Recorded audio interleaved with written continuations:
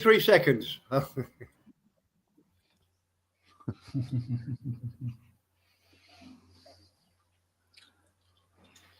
No, Welcome to another edition of What's Up Thailand. If you would like to join the panel, please hit the link at the top of the comments. Alternatively, we welcome comments and questions in the chat. If you enjoy the show, please like, share and subscribe. If you have any complaints, please email Andy at andydon'tgiveashit.com. Well, there we go. And welcome along to another edition of What's Up Thailand. Thanks for joining us. The panel today are going to chat about, well, it's chatted a lot about this subject on many other streams, so we're going to have a go at it as well in our own way, about the monthly cost of living in Thailand. Many bloggers claim that you need 100,000 baht or more per month to have a decent life in the land of smiles. Is this the correct or absolute rubbish? As most of the panel reside in Thailand, either in Bangkok or up country, I think that we will value their take on the whole subject. Also in the show, the panel will discuss property, land, rental costs. You won't believe how little one has to pay after shopping around. We also will be opening the panel very soon, so stand by for those who wish to join the discussion. But, very important announcement. Before we start, we'd like to announce that our intern, Rita, that you may have seen her, has passed away. No, has passed her internship and is now a full member of the What's Up Thailand team. Congratulations, Tina. Thank you very much, Andy. That is wonderful news. I really enjoyed my first month working at What's Up Thailand. All the people here are lovely. And Mr. Perrin is not quite as weird as you suggested. I'll get back to work now. Thank you again. Going, girl. Yeah, Bettina. Okay, guys. Over to you. And there was silence. Where do we start? Exactly, because it's a huge subject. Well, let's start here. Some people in Thailand, some individuals, mostly Americans, sorry, Chuck, they think that you need 100,000 baht, even 120,000 baht to survive in Thailand, to live in Thailand. Now, I've lived there before, and so has Andy, and I mean, Chuck's living there at the moment, and we're all living there, except for me and Adrian. I'm going back, but I don't know about Adrian. But I was never anywhere near close to having to spend 120,000 a month. Now, my friend lives there at the moment. I have got one, you know, and he's on the pension with the Australian pension. Now, the Australian pension is about 45,000 baht.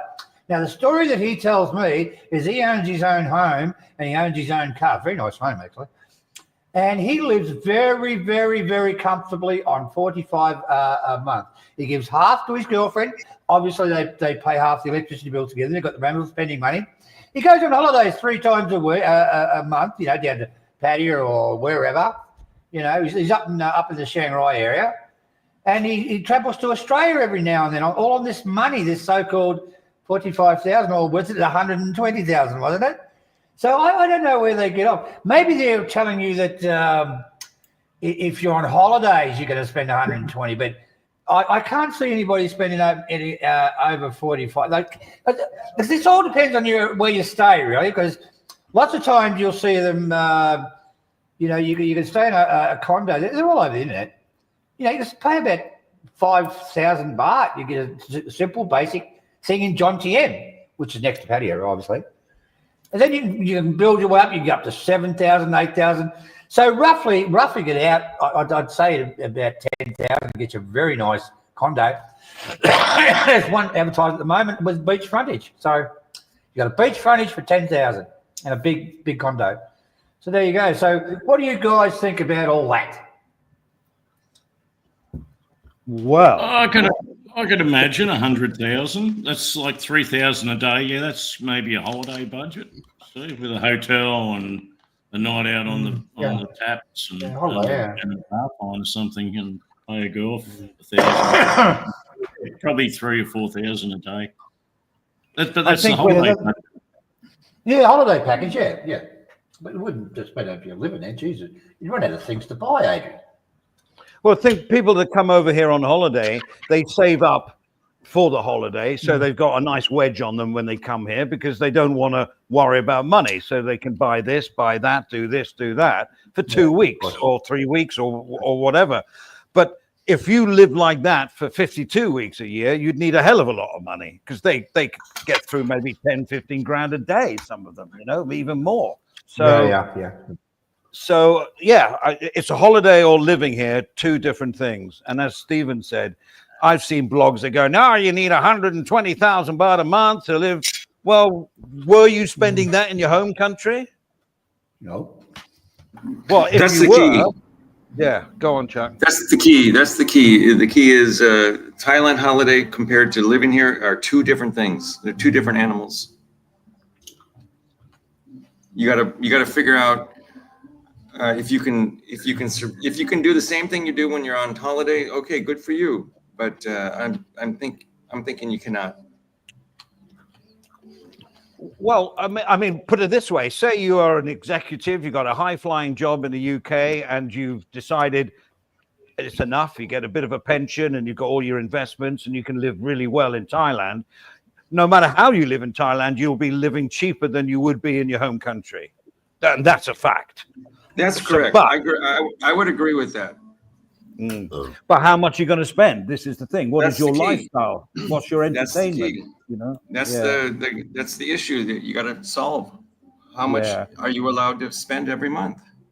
Yeah, I think Stephen's going to share his sort of spreadsheet based on, well, I say first-hand knowledge, but this is what it costs him roughly a month. So he's going to put it up and we can see on the screen. Well, no, I've got to put a caveat on that. That's not how much I spend because I've got a lot more outgoings than a single guy. This, when I thought about this, and don't misunderstand me, it's far from perfect. It's only guesstimates, but I think they're pretty good guesstimates, and it's not living like a pauper over here. But I spend a little bit more than this because I've got more responsibilities. So this is for the guy that's retiring, isn't quite sure how much he needs to come to Thailand. Okay, let's put it on full screen. So you pull these out, yeah. So the first, if I run through it very quickly, throw in your comments. I'll put monthly rent because you're only first coming over here. This isn't for the guy that's got a wife already set up here or a permanent girlfriend and she's going to buy a house or build a house on her land. Those costs, you just can't determine what they will be. You don't know, what sort of how much money your lady will need.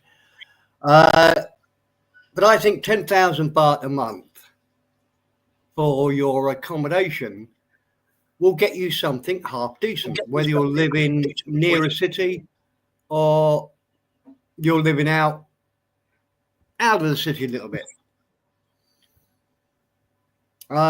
Just as an example, I rented a house, a brand new bungalow, 3 bedrooms. We were the first people to move into it, gated community, beautiful view, 6,000 baht a month. And that was 5 years ago, but I doubt if it's gone up too much. And that was in a really nice location on the main road to the waterfalls and everything. 10-minute drive to the center of town. So I think, what do you think? I think 10,000 baht a month is more than sufficient to get you somewhere. I'll tell you. Let me give you my perspective from Isan. Here you can get a 2-bedroom, 1-bath place for 5,000 a month, 5,000 baht a month. So it's significantly cheaper, but you don't have the beach. You don't have. You're in the jungle. You're in the wild. You're in the bush, basically. But that's about the same Lampang, Chuck. Yeah, it's easily 5,000 a month can get you a nice place and in a great spot. But what are you going to do? I mean, there's not a whole lot to do here compared to Pattaya or Phuket or Bangkok. It's up to you. Well, yes. I mean, also, as I say, it depends on. Last week, someone on the stream mentioned when we just briefly talked about this: do you want to live or just exist? But I think, I think most of the panel are sort of saying it's more than existing; it's having a good life. But it depends on your lifestyle. If you want to live in town, on Sukhumvit or Ceylon or Saturn or any of those, downtown, you're going to pay more for accommodation. You're going to pay more for food and entertainment, rent, everything, for sure. But you don't have to go too far out of Bangkok to get much better rates. Well, yeah, I mean, good example, Andy. I'm in an hour and 20 minutes from your place, hour and a half from Victory Monument, hour and a half from the main airport. Look, there's lots of places very similar where you don't need to be too far away to enjoy your life. And look, as the big problem with this subject is we're all different. I even when I was in England, I rarely go out for a meal. It's a special occasion to go out for a meal. I don't think there's many people that go out for a meal every night. Now, you can afford to do that in Thailand if you wanted to. I don't know.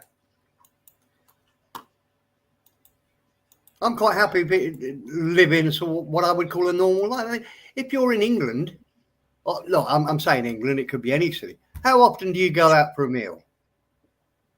Or go out for a really good night out? Depends on the budget.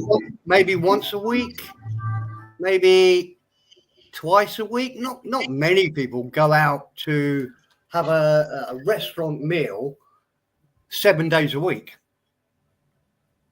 I don't think. I think people sort of have this idea that you're going to a false idea of the life they live in their home countries and think, you can live like a king here, but most people don't bother. I'll follow up on that, Steve. I go out for dinner or lunch as far as my budget will allow me. When it's finished, I stop and I cook at home. That's all there is to it. Exactly. Absolutely right, Chuck. And well, let's get straight on. The next one I put down 15,000 a month for food. I'm guessing 500 baht a day is a reasonable amount for a single person. Quite honest, I could feed two people on that quite easily. When you think if you're cooking at home, 3 chicken breasts cost 150 baht. A pork chop costs 50 baht. Even a steak, half decent steak costs 200 baht. I think 500 baht a day is a reasonable estimate, and that would get you 2 good meals in Pattaya or Bangkok. So you could eat out twice a day on 500 baht a day. Fair? That's what I do. That's what I do. And then at the weekend, if I go out with my wife and my family, we'll go to a good Thai restaurant or an Italian restaurant. But out here, you can spend maybe 700-800 baht a head on that. And that's your weekend meal dinner out, with beers and stuff like that. You can go even cheaper if you go down the Thai route and still enjoy yourself. But it all goes down to what you're used to and what you want to maintain when coming over here. That's a good point, Andy. And also, you can really compare it to the sort of lifestyle you had in America, the UK, Europe, wherever. Because I get most fun by putting 2,000 baht into a party at our house. That Correct. buys all the food for the 8 or 9 people that turn up, or plus children and whatever, easily provides the food and gives me a case of beer. So that is so much more fun than sitting down in a restaurant somewhere, and that's why we come here. And that sort of different culture. And I confess, I won't say because just too much. But we rarely go out for an evening meal. We have parties on Sunday, Sunday fun day, and we have parties on various Buddha's days. But rarely do we go out for a meal unless it's really lunchtime. We go out for a lunchtime meal, which costs about 180 baht for 4 of us. Yeah, I'll agree with that, Steve. When we go out for a fancy lunch or dinner, it's 400 or 500 baht for 2 people. But if we go to the food court in the mall for two meals, it's almost 100 baht. And That's about right. Yeah, that's correct, Chuck. And Steve, let's move on, just so we because we've got to move this quickly so we can open the panel. Hold on, let me just find the we can carry on when the panel find what we've got.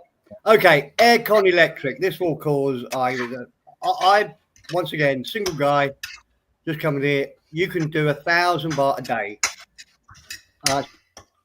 3,000 baht a month, quite easily. Mine is closer to 4,000 because for some reason my Thai family like to live like they're at the North Pole, so we have all the air cons on all the time. But yeah, sounds like my son. If it was me on my own in this house, I could do 1,000 baht a month easily without worrying. That's with air, right? In fact, I would work. That would be a challenge to me. I would work to get it down. But yeah, 1,000 baht easily for a single man. Some of the guys in condos are paying a lot more because they get charged about 2 or 3 times what the real rate of electricity is. That's right. That's right, Adrian. There's a commercial rate. Commercial rate and private rate.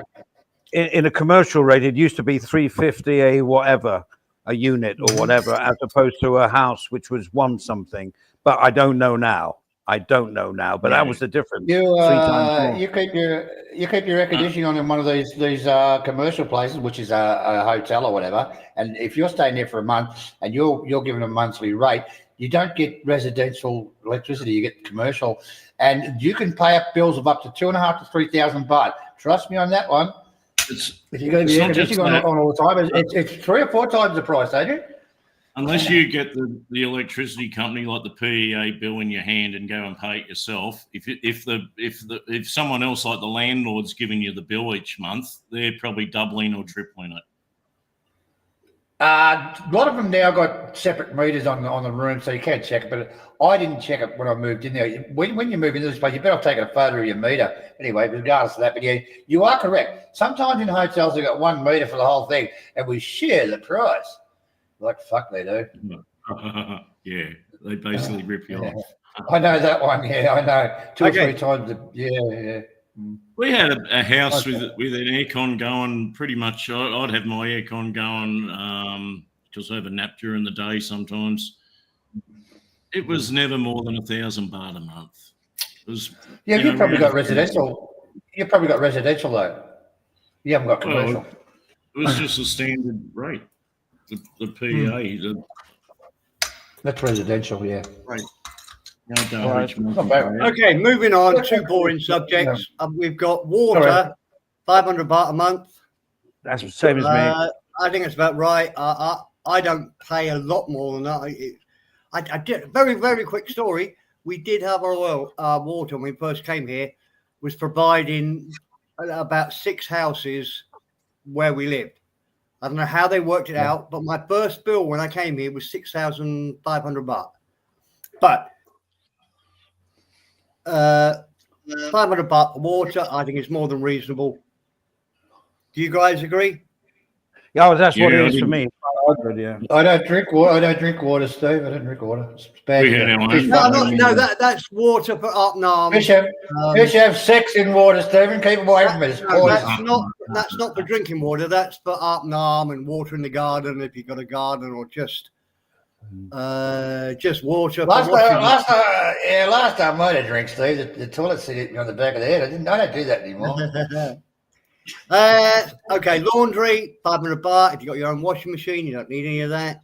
But 500 baht a month will easily cover washing your t-shirts, stuff. I mean, Yeah. I'm trying to cover everything, but obviously it all varies. You should buy the missus a washing machine. You should buy the missus a washing machine. Yeah. This isn't me. No, Adrian, you know, I'm probably used to stones and rocks I and bought things the like washing that. machine. I bought the washing machine so my wife could take in the washing. That's how I You survived. don't do that, Stephen. You don't do that. You rent it out to your wife. You rent it to her. Don't give it to her. Rent it to her. Okay. Sundries, obviously, 1,000 baht a month for butter, oil, milk, all the shit that you have to buy that weren't included in your food thing. Sugar, coffee, tea, that sort of stuff. I think that's fair. Fuel for the car. Fuel for the car. No, we haven't got a car. This is a single guy. He's just All right. here. Ah, He hasn't okay. bought a car. And we'll come on to that when we open the panel. But no, he's just coming over. What we're trying to do, Adrian, is give people a realistic budget for living here, where they're not going to be living as paupers, as long as they don't go crazy. They can live a much better life in Thailand than they're living in America. This is a single man. This is a single man. Just turns up with nothing, with a bag of clothes. Yeah. And all he's got is a basic pension that you would get in Europe, America, that sort of thing. You know, $1,000 a month. That's all. Because Steve, we forgot one thing is you got to have internet on your phone, right? That's about 400 or 500 baht a month. how If you much? want 600. unlimited. How much? 600 for me. 6 for me. Yeah, I'm paying the same. I pay 159 baht a month. Yeah, Yeah, how but much it's is crap. I a pay friendly look account? in the house. I pay 700 baht a month for Wi-Fi cabled in. But most of the time, I use internet. Costs me 159. You know, when I'm out and about, 159 baht a month. Would it do streaming like Charlie does or we do? I doubt it. But I can certainly watch YouTube on it, TV, that sort of stuff. Listen to the radio, do Google Maps. But anyway, okay. So we're going to have to take off. No. We're not going to buy so much oil. We're not buying so much butter and milk. I think it all boils down to at the end of the day of what you expect from life and how you want to lead it. But it's cheaper here for sure. Single man, you marry somebody, they could be working, so you got extra income into the house. Yeah. You know, And let's do the last one even because more. that'll be the most controversial one. And I actually worked it out to beer, and then after a chat with the gentleman here, we put beer and entertainment. 12,000 baht a month, just to give you an idea, is almost 5 large bottles of beer a day. Yeah. Let's say I always think of money as beer tokens. So beer and whatever. Many people don't drink 5 big beers a day. So then that extra becomes your money for having an extra meal out, or I don't know, maybe you like to buy a young lady a beer, a drink in a bar. We don't know. Yeah. But I think 12,000 baht a month will give you a decent, that's 4,000 baht. Is it? Yeah. No, 3,000 baht every week just to enjoy yourself, just for entertainment. A box of big Leos every 2 days. It's about the beer costs. Yeah. Okay. Yeah. I'd like to bring up a subject, but I think first we should maybe open the panel and maybe some people Yeah. can add. And let me get rid of this, Andy, if I can work out where I am. Okay. Give me a second. 40,000. For anybody watching, I can always bring it up again. And believe it or not, I can change those figures. I don't know how, but anyway, so I'm removing that. So we're all back. Okay. So Tina, let her do her thing. Well done, Steve. Oh, I didn't know Tina Well had done. to do anything else. Shit. Nice, I can do it if you want.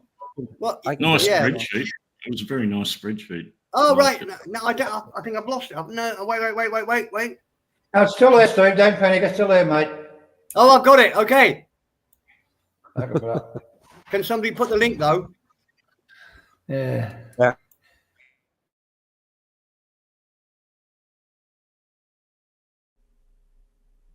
We are pleased to announce that the panel is now open.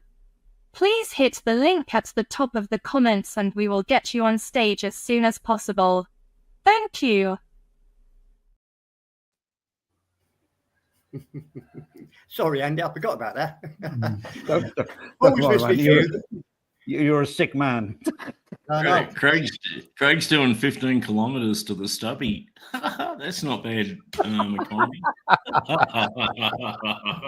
It's funny when Steve said he's got like beer tokens. I do work similar on that because I do budget myself as well. At the moment, we have some cash flow because of we're investing in bits and pieces, and I'm not retired, and I don't have a pension, but I do sort of like budget myself on so many a day, and if I'm under that, it's great. But the next day, I think, oh, I can go over my budget today, so it's all swings and roundabouts. Yeah. But I think budgeting is important when living here. And one thing I would like to add is this: I think if you're coming over to live permanently, and this is just personal, if you're coming over here, I would hate to rent a place, because even if you do a good deal with the landlord and say, can you give me a year with a bit of discount, they go fine. Who knows at the end of that year whether the landlord sold something, sold the place to somebody else, or he's got a higher rent or what. So it's not permanent. And for me, I wanted to make a home. And I think this can be the next discussion about buying property and buying houses. I know it's difficult for Phalanx to buy houses, et cetera, but there are ways around it.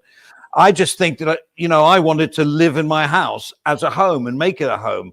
I would have panic attacks if I thought at the end of the year I'm going to have to move from my home and make another home. I couldn't handle that.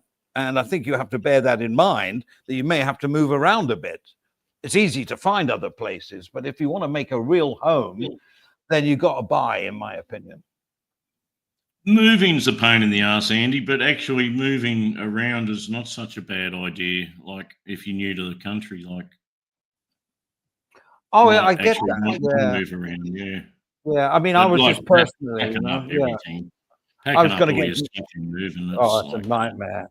And also, you got all the memories from the house. I've been living in this house for 32 years. It would kill me if I had to move, because I've had my parents here when they were alive. I've had lots of good times and brought up a family here, and I would hate to move anywhere else. So, when I got married, that's what we did. We bought a house and we paid off the mortgage very quickly. It was a 15-year, but we were both earning very, very good money at the time, and we paid it off because I wanted no rent, no monthly outgoing on where I live, because I can live on 50 baht a day if I had to here, or even less. We have a vegetable plot in the garden. You know what I'm trying to say? No one's going to move me from my home. But not everyone, as you say, thinks like that.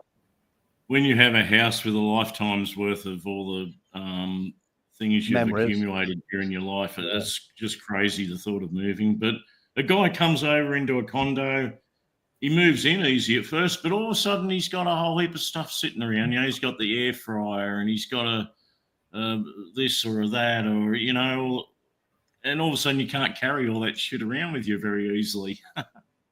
Well, that's my point, Adrian. Imagine, so you move over here when you're 55 or whatever, and now suddenly you're 75. And your landlord says, I'm sorry, you've got to move next month or at the end of the year. that's not cool, you know, at that age to sort of like, you know, to go through that. I don't think, you know. Everyone's case is a bit different, you know, too. Like, Yeah. really, Yeah. every single person's situations are different. Mm. Was there any time, Adrian, that you thought that you would be living here sort of full time in Thailand? Was there any point of I your went life? there to retire. I went there to retire, but like probably after about a year, I was thinking, this isn't really for me. Just Like, say hello, Easy. the location. Hello. Yeah. Hey. Yeah, I never really wanted to live in the country, you know, like in inland. I'm not really an inland person, you know. I wouldn't You live wanted inland. the beach, right? Yeah. I wouldn't live inland in Australia, so why am I doing it in Thailand? You know? Yeah. It's interesting. Easy company. Welcome, sir. Yeah. Like Bangkok would be different, Andy, but like in Lumpung, out on the outskirts of Lumpung, it's like very rural. It is rural. It's rural living. Yeah. Yeah. I mean, I like to live near Bangkok, but you know, I don't go down in downtown very often. But it's nice to know it's there in a way. I don't know. Very 20 nice. minutes. And it's very annoying. Like, Yeah, thank you guys, and it's good to see you all. hey, easy. G'day, Adrian. How easy is it for you to move? Oh, mate, I hate moving. No, I don't like it. I don't know how you could move with like all the fish and the snakes and all Oh, the. mate, it is a nightmare. And if I have to move, I don't sleep for like a couple of weeks beforehand because I'm so stressed about the tanks and about the snakes. Oh, mate, no. And have you done a move? Have you moved at all in your time there? Like, yes, I've moved once with all the snakes, and it was like a big sort of production. It was bigger than Ben-Hur, you know, and I was sweating bullets. Of course, I took all the snakes in a taxi, but all their cages and that we had to get moved and that. Oh, mate. And I had to pick the time of year. Like it wasn't the hottest and it wasn't also sort of winter time. So, yeah. It would have been a bit like Barnum and Bailey's circus moving. Yeah. Mate, I didn't sleep. Mate, I didn't sleep for 2 weeks before. No. Robin Cox, that's calling from Denmark, just wanted to know where in Thailand do we all live? Well, I live in Bangkok. Chuck lives where? Buriam. It's Isan. And 5-hour drive from Bangkok. I used to live in Lumpung on the a town just out of Lumpung, but I'm back in Australia. And Stephen, you live in where? Well, Stephen, yeah, I've just put it up there. Nakon, New York. Nakon, New York. So good they named it twice. Nakon, New York. All the scandal and the vice. I love it. There you go. G'day, Mr. P. How you doing? I'm good, Easy. Good. So, Easy, let's try and keep on track. Yeah. How does that very rough guide figure in your brain? Would you say it's close?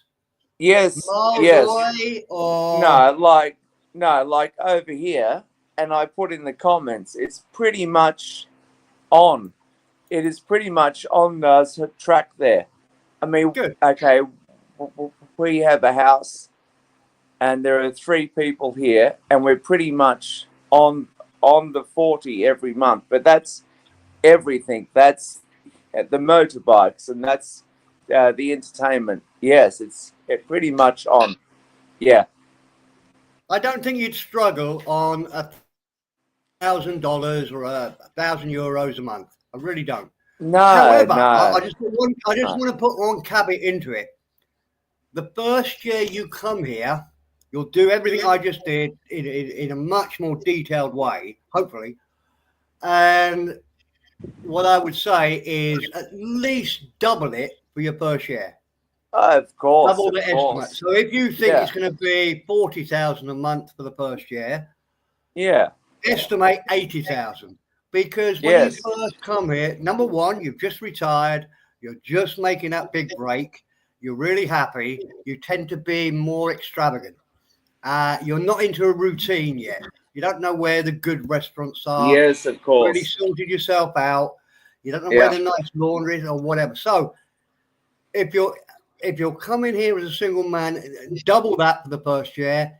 If you've got a woman, Yes.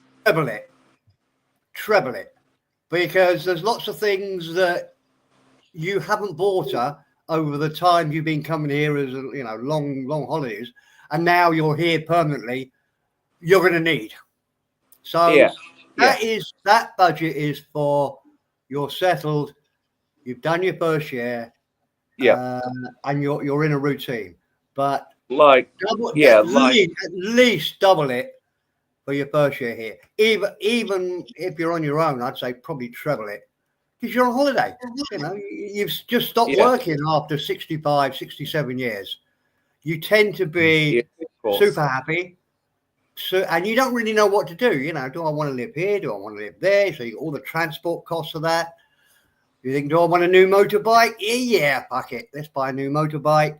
Or good second hand. And it all goes up. So that is only after your first year here. You should be able to live quite comfortably on that. There you go. That's the caveat done. I'll shut up. I'll go and get a beer. I think No, it but all I goes down to what you want out of life. I think you said about existing, didn't you, Grant, earlier in another stream? You said, is it existing or living? I think Yes, exactly. existing. Yeah. Yeah. But I just wanted to ask a question about the 40K a month. Like, is that for like a family or a single, or a single person? I think it was a single person just Yeah, arrived. that was based on the single fella that comes over. Oh, okay. Well, like, of course, it all depends if he can eat, or like if he can eat the local food. Of course, he's going to be a lot under. He's moving to the wrong country if he's not going to eat the local food, I think. Oh, yeah. You see, I had a friend over here in here, and he couldn't eat the local food, and he couldn't have a motorbike, so he had to eat the foreign food every day, and he was getting a taxi around to all of the classes. Mate, he was going through the money like sort of water. Yeah, so it all sort of depends on, if he can eat a bit of local food and you can have a motorbike. Okay, and so sometimes you go out restaurants and that. Yeah, of course. So it's all, it's all sort of up and down, isn't it? Yeah. I mean, I've got a friend of mine that lives on Circumvent. He's got like a 300 square meter condo that he rents. Yeah. Like 140 grand a month or whatever. He only eats foreign food. Eats foreign food. But he's earning like 300,000-400,000 a month. So he can afford to. Yes. Suddenly he didn't have that money, he would have to go back because he wouldn't survive. He just wouldn't, So yes. There's a big cost missing off the spreadsheet though for the single guy that turns up. It's just going to be a short matter of time until he's got the live-in girlfriend, and that's right. That is exactly right, Adrian. He's generally going to be paying, I believe, about 25 to 30,000 baht a month as like an allowance for the live-in girlfriend. Yeah, well, it just all sort of depends. But if I can say to any viewers out there that are considering sort of Hanoi, and I don't know about Saigon because it's a little bit more expensive, but look. Your 1,500 Aussie is more than enough for you and your partner, and if your partner has a kid, or okay, 1,500 Aussie is for everything. Okay, so a guy that retires in Australia easy, he's probably if he's not independently wealthy, the minimum Yeah. he's going to have is about $600 and something a week from the old age pension if he's not got any independent wealth. So what's that? Round out to around over 2,000 Aussie a month. So he could easily do it. Oh, that's heaps. Yeah, yeah, that's heaps. Yes, like you rent a condo over here for 500 Aussie a month, and that's a good place. That is a good place in a good spot. Yes, like a guy on a pension, 600 Aussie a week, no problem at all. No. Yeah, and not many people are going to have absolutely nothing and just an old age pension. They're going to have a couple $100,000. Exactly. Yes. Somewhere, you know, like, yes. or they're going to have a property they leave behind and rent out. Well, those people having a property and renting it out would cut into their old age pension. But Well, Adrian, that's another thing we talked about. How much? Because I agree with you entirely. How much capital do you think you need? You're getting your $1,000 a month, $1,000, €1,000, £1,000, whatever. How much capital do you think will make you feel comfortable retiring? I wouldn't be comfortable if I didn't have like a couple $100,000 in a bank. Well, look. Okay. Oh, sorry, go on, Stephen. No, you carry on, Andy. Well, I was just going to mention Jom Jen Streamer Colin. He says 100,000 baht in Pattaya gives you a good life with no worries. That's a hell of a lot of money. That is a lot of money. And spend that. That's going out of that shouting. That's ringing that bell a few times. Is it there? Yeah, it's ringing the bell a few times, I think. Yeah, I mean that's 25 grand a week. I mean, look, if a single bloke can't survive off your 40,000 a month, not that there's a problem, but I'm asking a few questions. If a single bloke, 40 in Thailand is more than enough, for a single bloke, and he's not living on the Ritz, but he's not a pauper either. 40 is more than enough with a girlfriend on the side, no problem.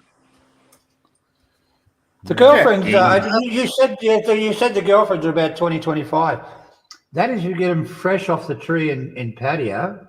But if you meet one out in the Northern Territories or not related to the nightlife, you're probably looking at about, and if they're not working, it's probably looking at about 10, 15 a month, Adrian.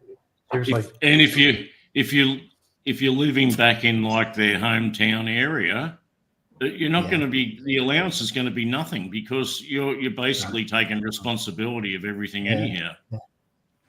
Well, that's another way to look at it, actually. But from Pattaya, 2025, you're correct there, but not up the north. Yeah, no, that's living in a condo in Pattaya or Jomtien. But you have to buy a buffalo or two, and you have to look after the parents, and you have to, Look, realistically, you're fucked anyway. You're looking at it. Realistically, you're going to be paying for Clark, food, settle down. the electricity, the shopping, the petrol for the car if they got one. Yeah. You're going to be paying for a new toilet. Look, if you live out, no, I'm sorry to cut you off there, Adrian. I'm staying home.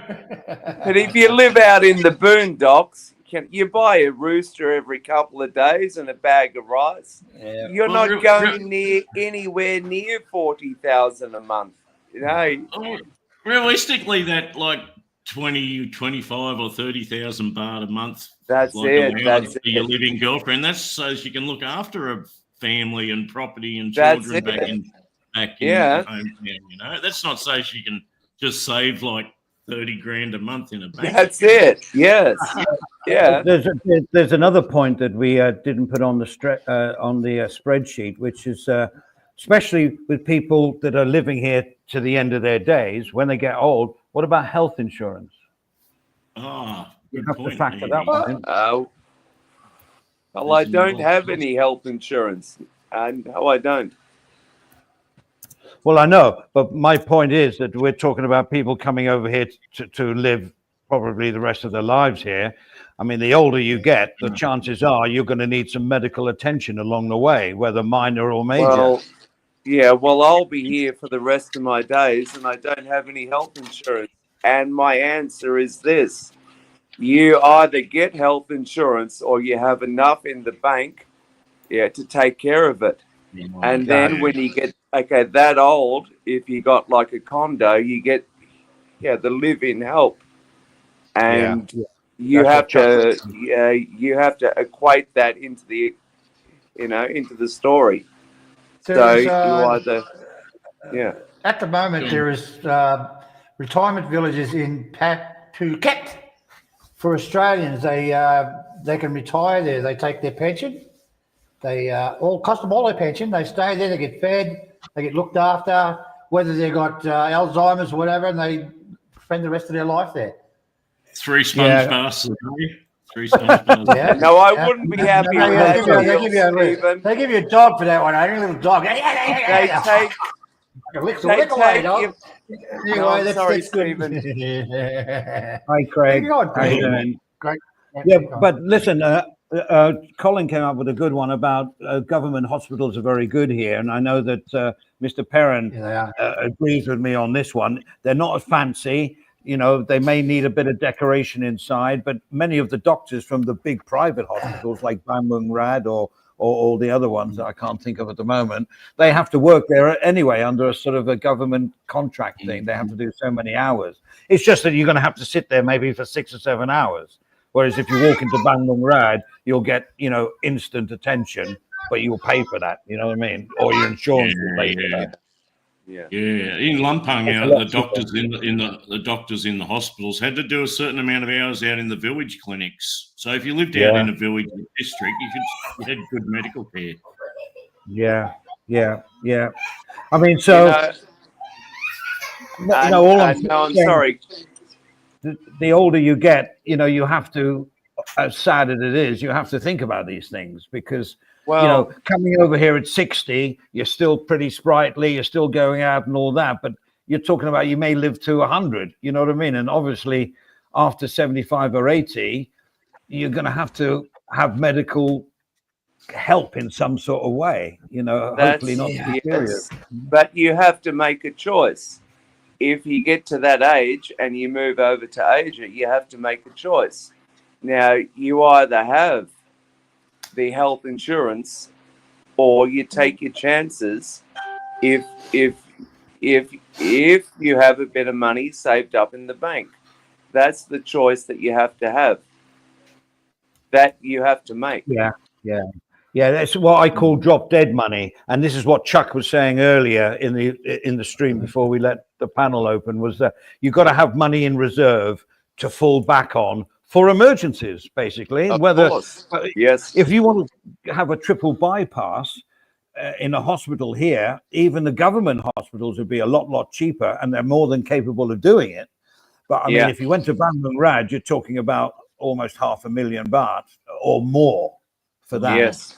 But in a government hospital, I wouldn't have a clue, but it's still a hell of a lot of money. And hey, triple bypasses, they happen, don't they? I think, well, of course, but it's 5 or 6 years ago. But that Briar, he had to have a triple bypass operation, and the government hospital around the Chiang Rai district was around. It was said 500,000 baht at the time. And somewhere like Bumrang was about 800 to $1 million, and that was like an all-in cost, including rehab and everything. Yeah.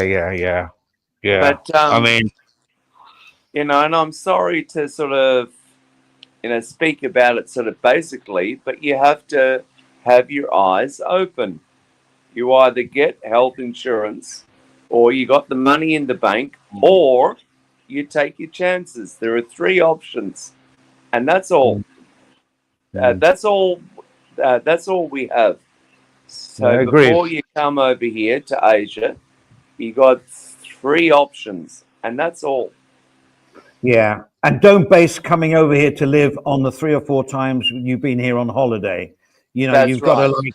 you've got to maybe spend 6 months here before you decide. You know, get a cheap Of place to course. stay at Yeah. and suss it out. Because once you Yes. make that move, you know, you could be easily fucked. To be honest, sorry to say. You know, like, because a lot of. No, I'm sorry, Adrian. Go ahead. Sorry, mate. I was going to say, I like John T and Streamer's comment. If it's nothing serious, the pharmacies are brilliant. So, yeah, if you got like a fever or a runny nose or a minor accident or injury, yeah, they're like just a pharmacy, like the drugstore. They're pretty brilliant. good. The Yeah, pharmacists yeah. are all fully trained. Like they're almost as good as a freaking doctor at times. Yeah. Yes, I mean, That's true. I think that's true. Yeah.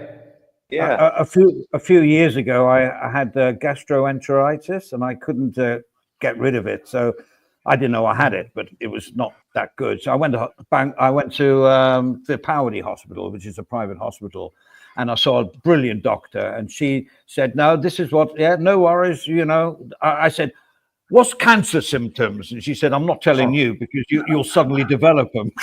Anyway, she looked after me, but the pills she was giving me from Sweden or something, they were really expensive, and it was going on, and the symptoms was dissipating slightly, but it's still there.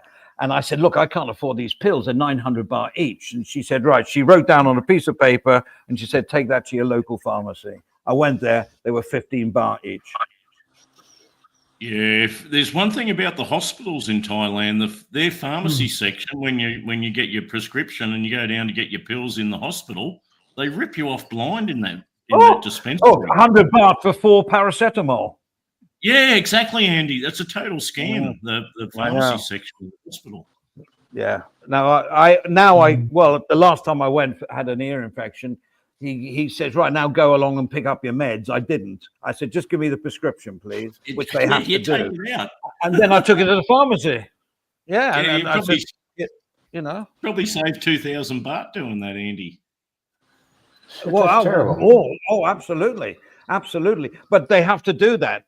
You feel like you have to go, you know, to the next queue, you know, to those things that looks like a bank and wait for your meds. Say, "No, I don't want them. Just give me what I paid you for, 400 baht to see you.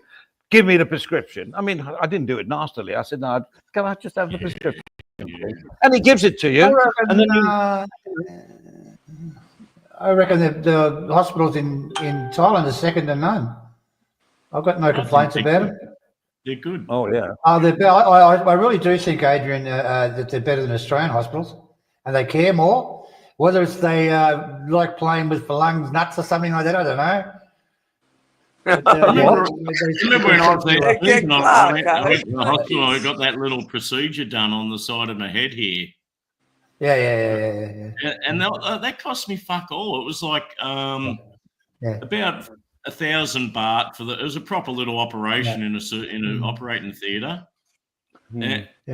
Went for about half an hour or so, and then like the pharmacy was the dearest part, and then like each return trip to get the dressings checked and changed and shit was like 80 baht each visit. Like, how can you complain about that? I know. Not really much to complain about, is there? Really, I'm quite impressed. I can't remember. I had floating kneecap. I couldn't move, honestly, and Mal took me to the hospital. I was up country, up near Lampang. Drove all the way back and went to the hospital. They put this fiberglass thing on it on my leg and wrapped it up. And I said, "Geez, we ain't got that sort of shit in Australia." He goes, "Yeah, you haven't, have you?" And it's just shit like that. They were just so advanced on Australian medication or medicine industry. And look at the dentists. The dentists are just dirt cheap in Thailand. Yeah. Mm-hmm. Oh yeah, and pretty good. Well, some. If I can not all. ask a question to any of you chaps that have had experience over there with the hospitals, like, because I've had experience here with the hospitals, And when the patients are in the beds and that, there's no nurses, okay, to look after them. Now, like, okay, like I'm not talking your upper echelon, higher, okay, your private sort of hospitals, but in the general sort of hospitals, the family members here have to bring in their food, have to clean them. Food, You know, is yes. it like over there or? Yeah, Correct. similar, Yeah, correct. similar. Can I Yeah, can they- answer that, Craig? Sorry, Easy. It's exactly the same in Thailand. They So will back feed to the you. but- original thing. If you're a single man, it's especially if you don't speak too much Thai, it's going to be Yeah, a bloody struggle. yeah, Almost your first thing would be to find somebody yes, and say, look, if I ever go into hospital, yeah, would you come in? I'll pay yes, 500 Yeah. baht a day. Will you come in and look after me? Because the nurses, as you so rightly said, the nurses only look after your medical needs. They provide you with your pills and whatever. Yes. And even the government hospitals, you'll still get your 3 meals a day. But if you want anything extra, or you want to be taken to the bathroom, or yeah. you want You're a up glass, to you want a Swami, aren't glass of you? water, Yeah, that's up to your family member to provide. Very different. If you're in, I mean, it Yeah. works. It works ridiculously well. Surprisingly, it is so good. And I've had done it on both sides. I've been the carer. Where many years ago, when my wife was in hospital, I spent 5 days in hospital with her. There was we had my wife had insurance then, so we got a private room. There was a little bed for me. It was great. But I went out. This is typical me. I went out to get some beer one day. Just a walk. Just went out for a walk. yeah, yeah. The bollocking I got when I got back. Where have you been? I just went for a walk. You're supposed to stay here with her. Yeah. Oh, it was so. And it wasn't just the nurses. My Yes. in-laws and the family. They gave me a bollocking as well. I said, I've only been away an hour. It was so funny. It was funny for me. Yeah. They thought, you uncaring for Lang. Oh. Yeah. Yeah. But yeah, exactly the same, Easy. Yeah, a single man alone going to hospital, it's going to be stressful. And Yes. probably one of the first things you do is wherever you're staying, you find somebody and say, look, if I ever have to go in hospital, I'll pay you good money, but come in and take care of me. Maybe you Otherwise, could organise one of the girls from like Emergency A Go Go. You know where they got the little nurse uniforms with the red cross on them. Emergency a go-go. I love it. It's like Red Cross and the go-go, you know. Yeah, that little nurse uniform with the big red cross on the. Oh, That'd be man. perfect. Yeah. There was a bar, a craft beer bar downtown, just off Sukhumvit, that was like a surgery in a hospital. They even had those, you know, those autopsy things, and they served you drinks. All right, Andy, we got children watching this program, please. We can talk about this backstage. All right, They had where's the photos? Where is the photos? And they served drinks in syringes, and you poured the syringe into the glass. Oh yeah, and they're all dressed as doctors and nurses. Yeah. It'd be funny if you had one of those IV taps in your wrist. You could just get them to pop it straight Well, in. you felt like, and they had wheelchairs everywhere as well, and people used to sit in the wheelchairs and wheel them around. Yeah. That's when they Crazy wheel you place. out. And all the lights in the bar were like those lights you have in an operating theatre. You know those lights, with the light, and you can pull them down onto your table. Yeah. That's funny. I bet they had an examination room too. Oh man, and the knife and forks were scalpels and like spoons and like ridiculous surgery equipment. Yeah, it was wild. It's fairly wild, you know. It's funny, man. Yeah. Only in Thailand. Yes. Oh, I tell you, if you come over to Vietnam, I tell you, you should. And I don't, as I told you before.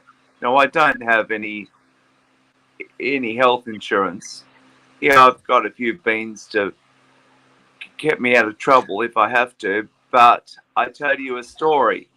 My ex's grandmother, my ex-wife's grandmother, she was brought into a local hospital and we all rushed there.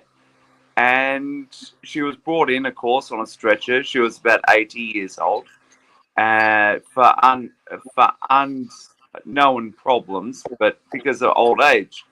And all of the students or doctors were standing around her, sort of prodding her and fucking talking about her.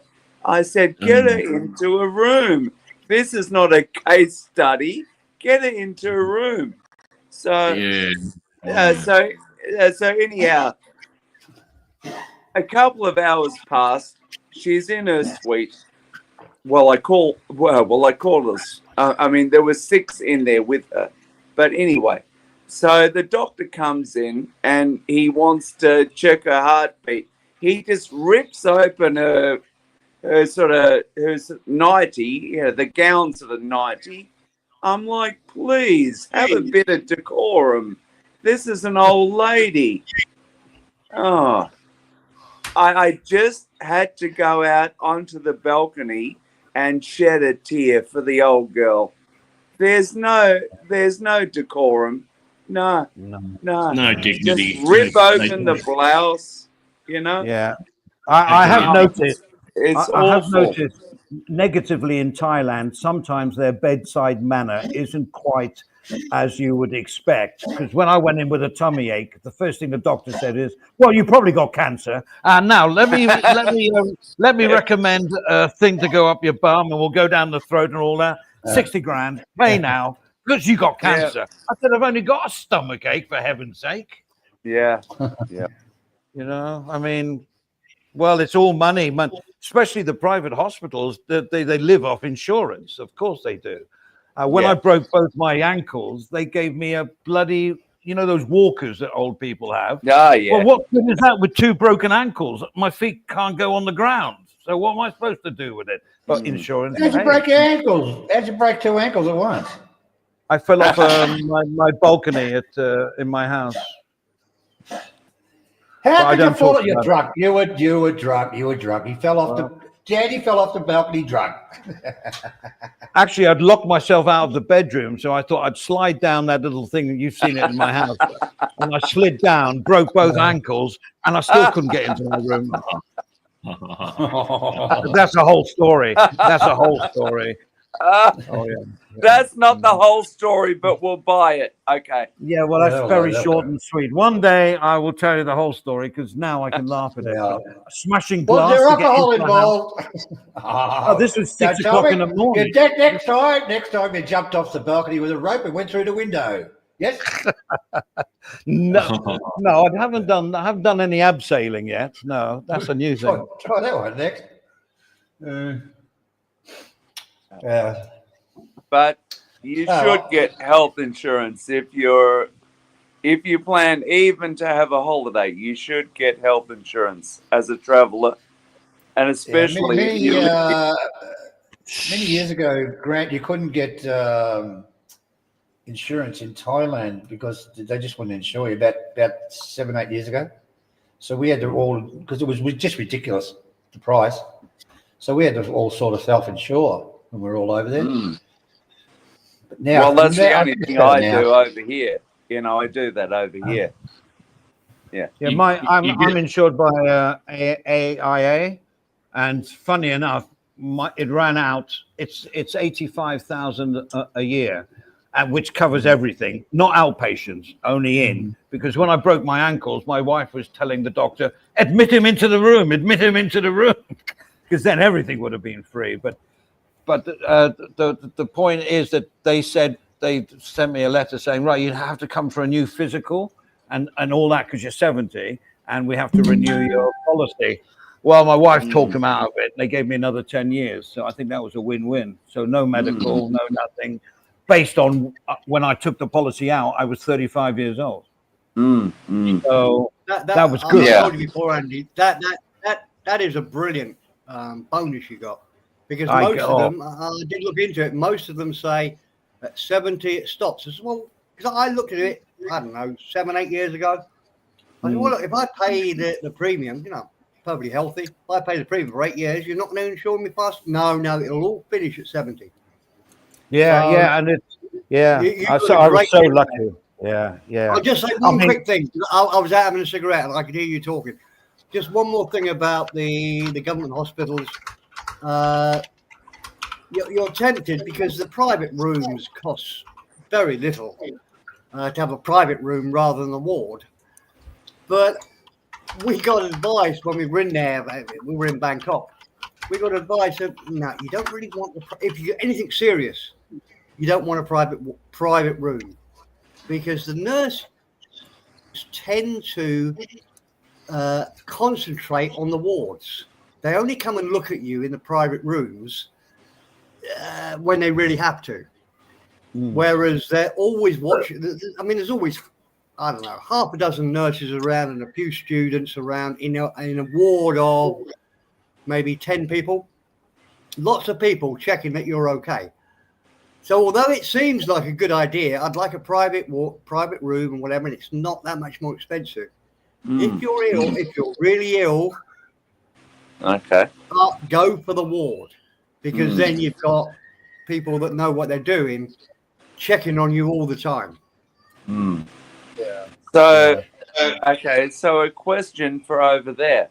Just say you're a single bloke or a single girl, and you're going to be in Bangkok for about a year.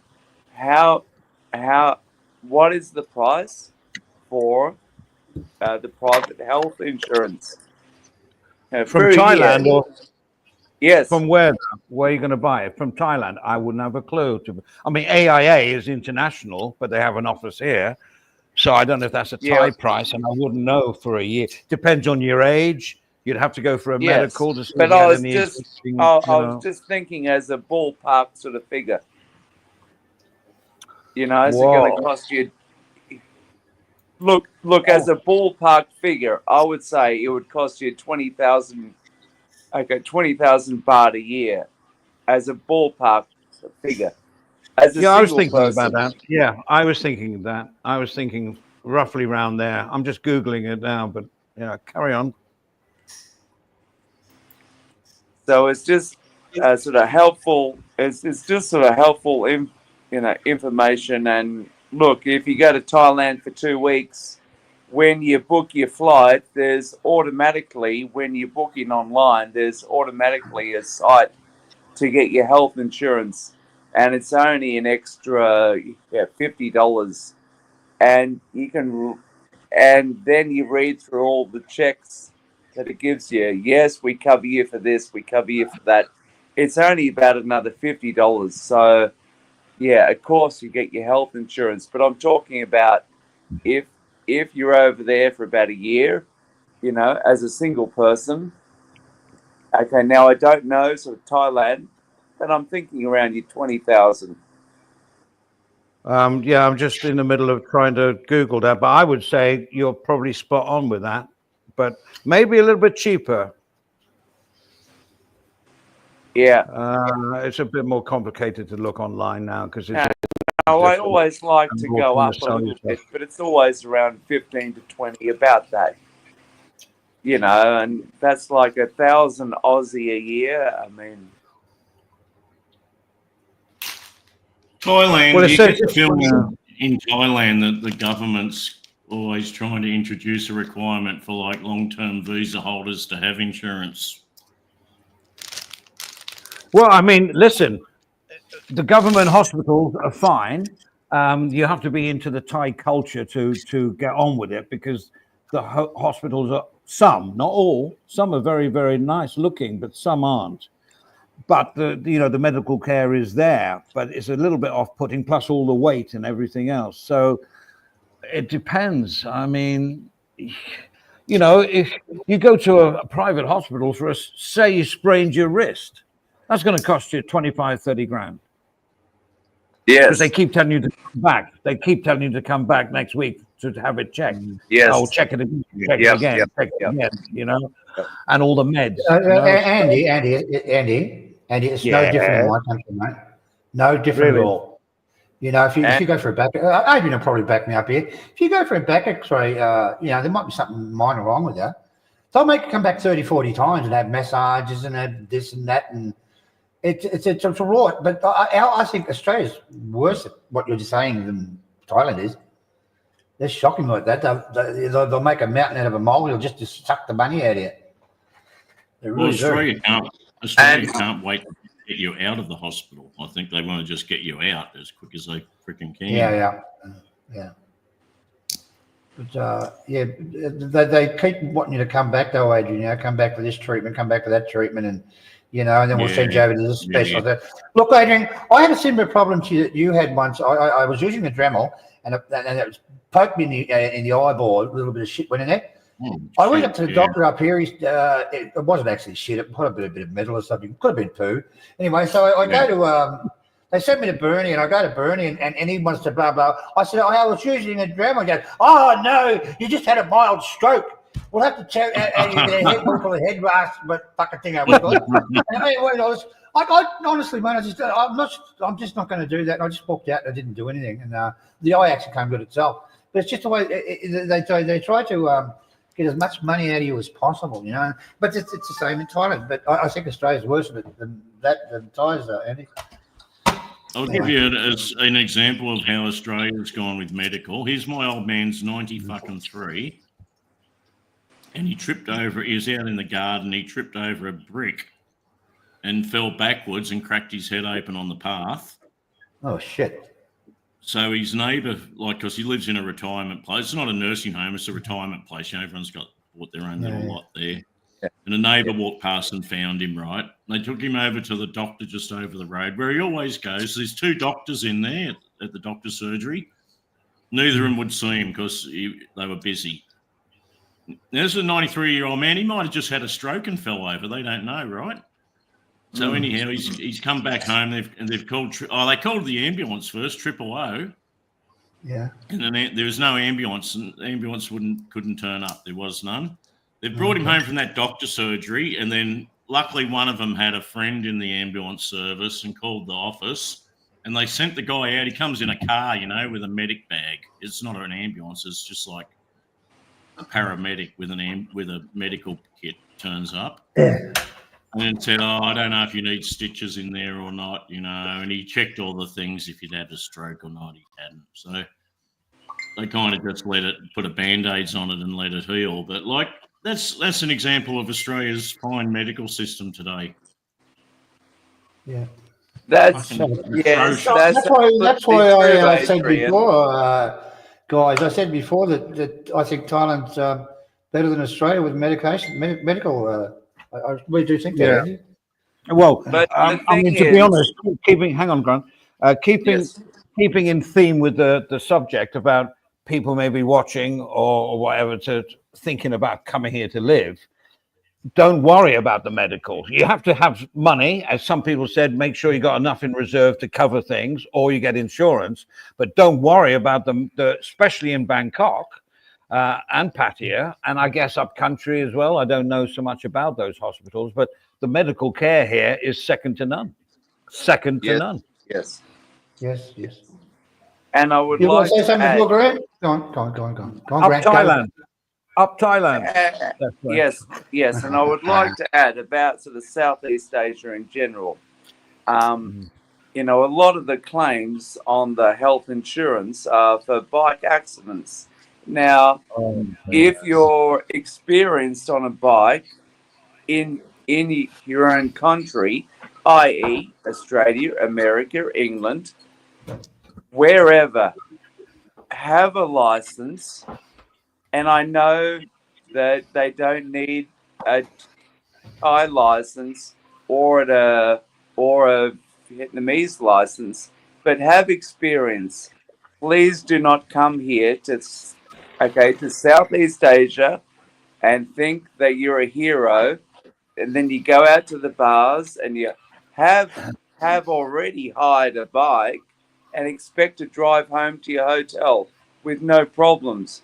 That's where a lot of the problems happen. Yeah, but of yeah, course. yeah. I would say in Pattaya as well, right? Because, you know, rental for a bike is, you know, here for 2 weeks, it's like, I don't know how much a rent bike is there, about 300 baht a day or something like that. But they'll go bar hopping, you know, then, you know, after they've had a few, accidents can happen, and you see it in the news all the time, you know, and the bike's not insured. That's for sure. Guys, there's just no excuse for it in Pattaya driving around drunk. I mean, in Australia, I don't know, Adrian, but probably to go maybe 30 kilometres or 20 kilometres, say, it'll cost you something like $100. Would that be about correct, Adrian? I'm not quite sure. I haven't got a taxi here, but it's about I $100. haven't bought a taxi for years. And you know, you do the same thing in Thailand. Probably costs you about $3 or $4. You know, Exactly. 20. And- probably about $30 or something like that. You know, the tax. Oh, no, sorry, it wouldn't be that. It'd be about $15. Let's settle on that. Eh? Any more on 15? 15 it is. I'll give it a 15, 15, 16. Do I hear 16 a man in the background? So there's no excuse to drive drunk. You can like, call a grab and but take like, you home for a couple of bucks. If you're on a holiday, you want to enjoy yourself, so you got to get a taxi home. It's cheap. It's a couple of pennies on the dollar. Take a taxi home. You don't need to rent a motorbike. If you're in Bangkok or another city, Hua Hin or somewhere, okay, Hanoi, or you're into Saigon, you catch your taxis. It's very cheap, and you don't have to worry if you get a few too many beers into you. No problem. Catch a taxi home. That's better. Especially nowadays, because they're all on GPS and like Grab. And I know in Vietnam you have the same thing. So I've taken them. They'll take you to your doorstep. You've got a picture of the driver, it's license plate and everything else. You can fall asleep in the back of the car. Who cares? And it says, "We're here." And that's right. And of course, honestly, Andy, if you're on a holiday, do you really want the worry? Of course you don't. Just have a taxi. It's beautiful. Well, to be honest, you don't want the worry even if you're not on holiday. If you live here, it's the only way to travel. Well, if you're going out drinking, like if I want a night out, even from my home, I catch a taxi. Because it's A, sort of responsible, and fucking B, I don't want the fucking worry. I know. They used to have a service here in Thailand. I don't know if it's anymore. I can't remember their slogan, but basically, you drive down to a pub downtown for one drink with your friends. After 20 drinks, you think, I can't drive. So you call these people, and they'll take your car back to your house. Ah. Yeah, it was called "You Drunk, We Drive" or something like that, or whatever. Yeah, they got like a little fold-up electric scooters or something they bring. Oh, right, because I always wondered how did they get back. They got like a little fold-up e-bike that they just put in your boot or whatever, and I mean, that's pretty good. We got somebody who wants to join. Hang on a second. Where's the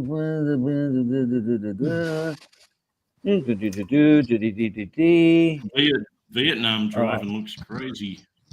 Oh, it's crazy. It's crazy, Adrian. Yeah. Hello, Craig. Can you say something, please? Mate, g'day. Oh, you can't mistake that voice, can you? It'll be crazy. Yeah, not at all. It was a common frequent flyer point in travelling Asia and all the rest of it, mate. So,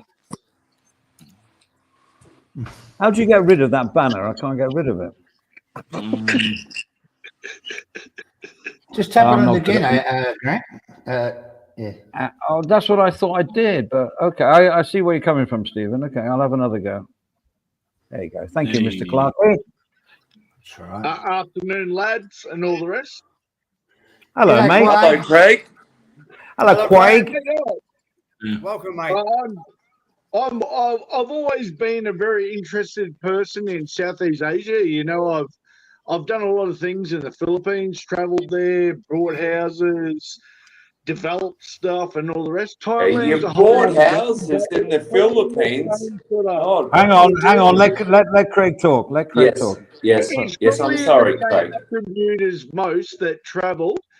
As young or old, you know, you got a pocket full of cash, you got a dream to live, you find something fancy and free, you think about it, and then you go, bang, I'm in. Like, mate, I've found something. It's entertaining, it's curious, all the rest. It's not like your normal home living, like in the country.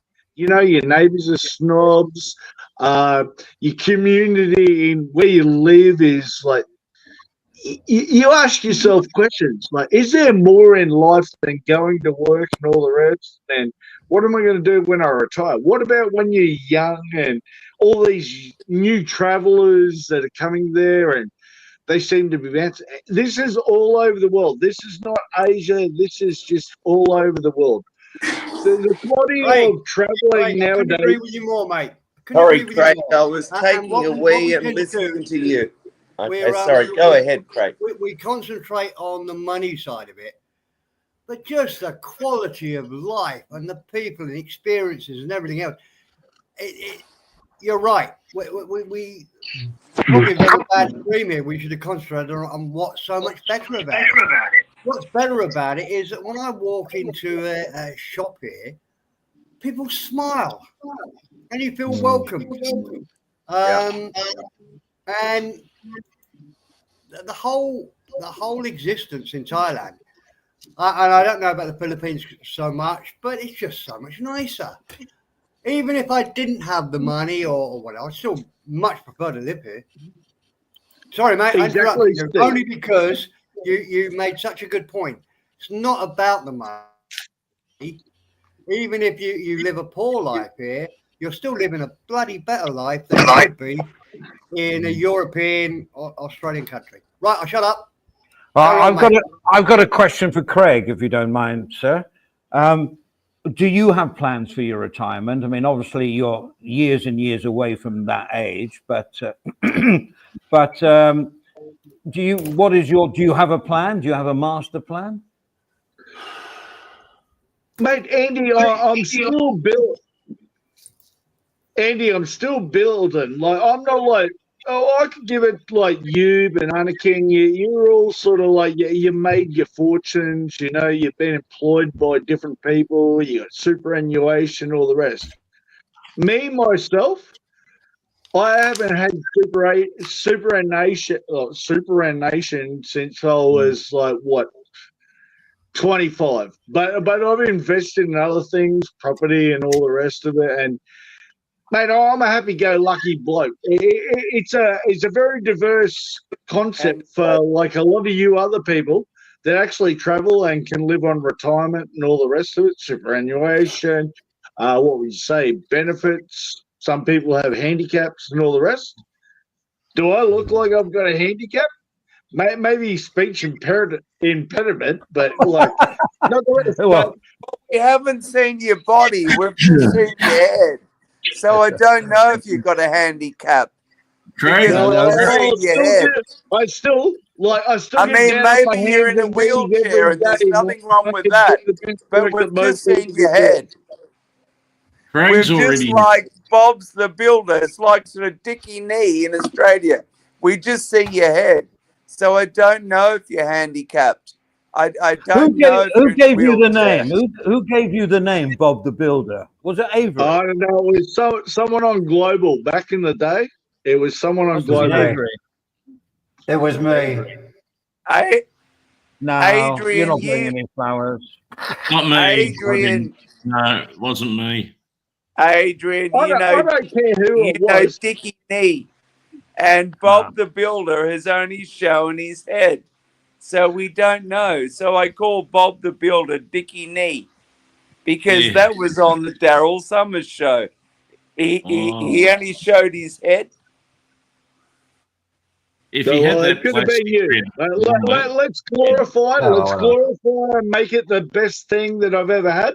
I've stuck with it for 3-4 years. and I've fucked up a lot of channels over the world, mate, like international sports stars and everything else with Bob the Builder. You're marvelous, Bob the Builder. Like Craig, you've already established. I know you can always improve on it, but you've already established your retirement base in the Philippines, right? You're at a beach, you got a house, you got the fishing boats. You got everything there to retire already. Yeah, but do I want to relax like yourself and many others? Not yet. Well, you're not old enough. Mate, I only just turned 50. Am I old enough to fucking die? Maybe tomorrow hit by a fucking butt No, but you don't retire. I haven't retired, you know. When you hit 50, if you can keep working and earning money, you're stupid to retire when you're 50, unless you got millions of bucks in the bank. If I can just say, if you're 50, you're just getting your second wind. I mean, make that money while you can when you're 50 until you're at least Exactly. 55 to 60. exactly. Oh, hang on a second. No. Let's stop it there for a minute, Adrian. I agree with everything you're saying, apart from if the money's rolling in, but you hate what you're doing, then you have to take another look at it. He likes But if what you he's like doing. what you're doing, keep it coming. I hate what I'm doing now. Every day of my life. Mate, I love going to work. I love going to work and telling the young fellas, like, mate, get onto this and this is how you should do it. But what's your sex life about? And getting them to travel. Like, it doesn't matter anywhere in the world. Like, tell us a story. Go for a holiday. Come back. Tell me the story of what you did. Give me your greatest benefit that you've ever actually had. I don't want to see your labor and your work ethics that you're good at. That's why we've employed you. I want to hear another story. I can just see his eyes and his cap. You're breaking up there. I can see his eyes and his cap. Move the camera down, Bob. Well, what do you want to see? You want to see me belly button? Me navel actually is perfectly stilly shaped on a fat belly. Look, Craig. Easy's like a dog with a bone. He's not going to let this go. You know, you just have to ignore him, I think. It's pretty hot there in Brisbane tonight. It's like 35 or something. Has got a belly button. I'm sure of that. Yes. Well, if you ever came, if you actually know like what life's about, when you come out of your mum, someone's got to snip that cord that gives you a belly button. It depends on the inner or the outer, on how you look on the doctor. So what about Thailand? Like, do they lance you? Do they lance you with a little scalpel, or do they lance you with a fucking big bowler? Look. With a scalpel? No. My son was, No, my son was. What's the temperature down there, Craig, today in sunny Wouldn't have a fucking clue. I don't Google that shit there, Banana King. Just have a guess. 35 or what?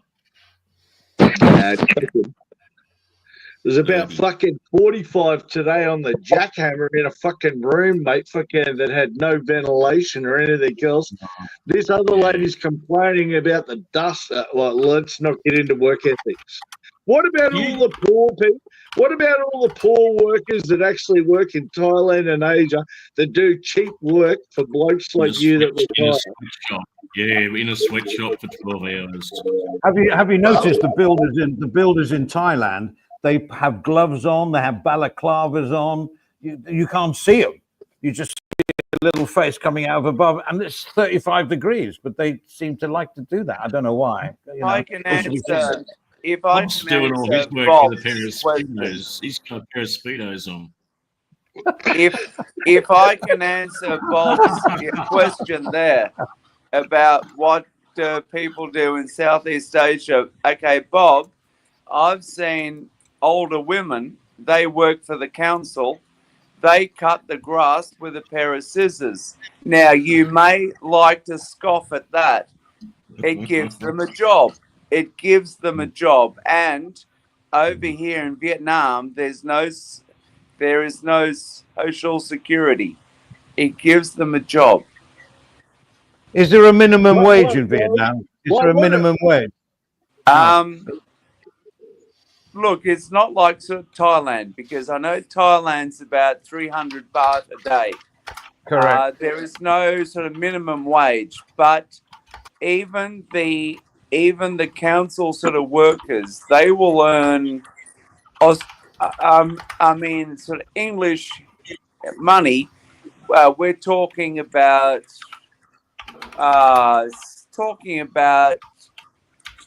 £200 a month, £250 a month.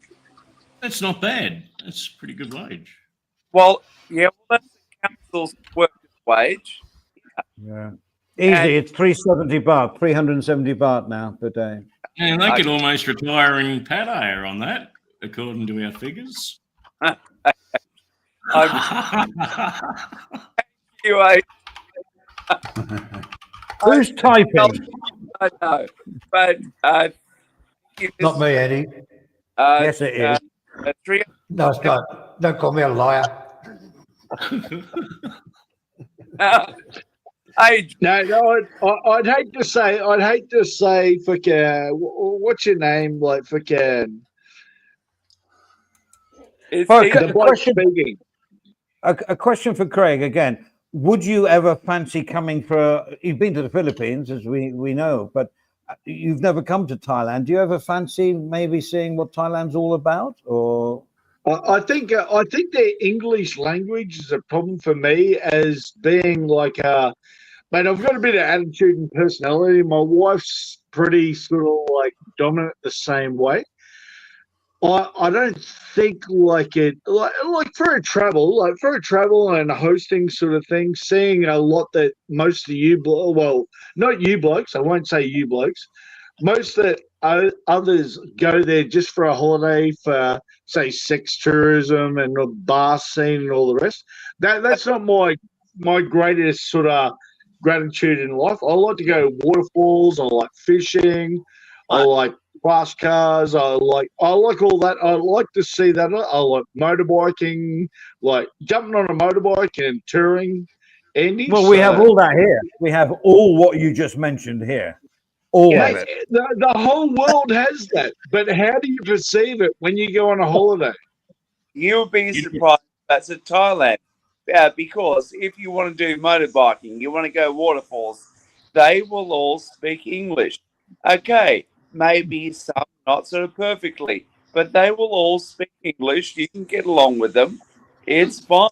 Because Although I do feel sorry for holiday makers from Newcastle in England that come here and try. I don't understand them. How can the Thai staff understand them? They don't stand a chance. Here, all let me real, laddie.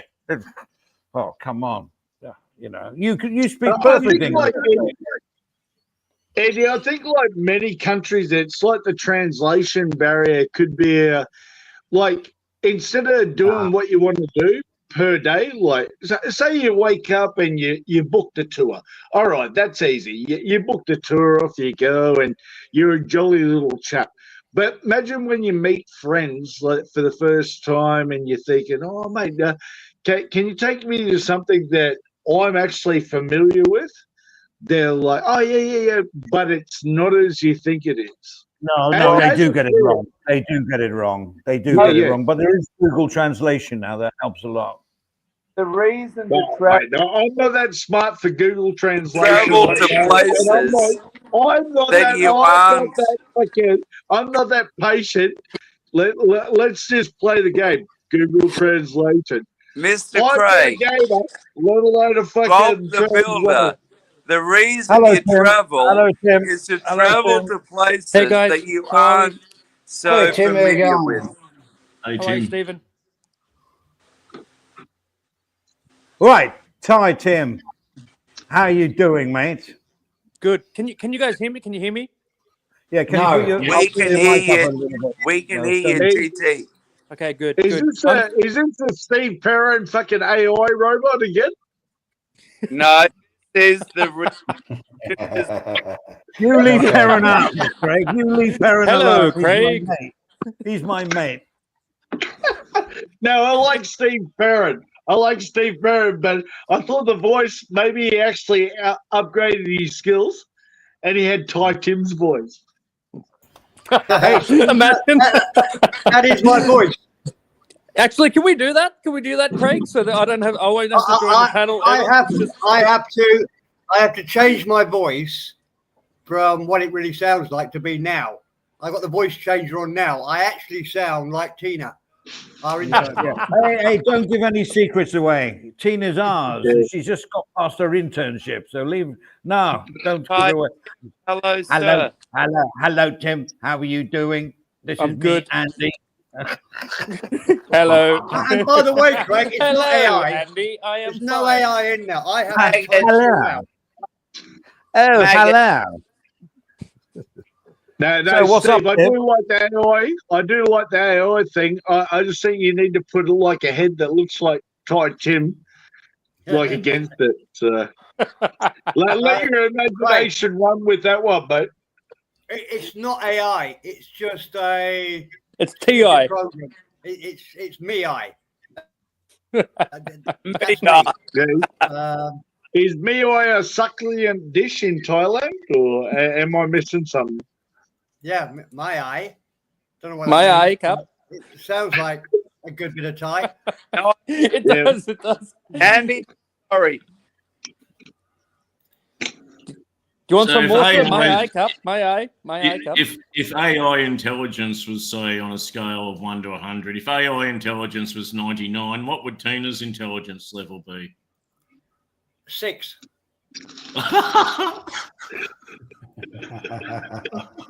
She's the voice of reason Wow. that directs me in the car. He answered that very quick. What happened there?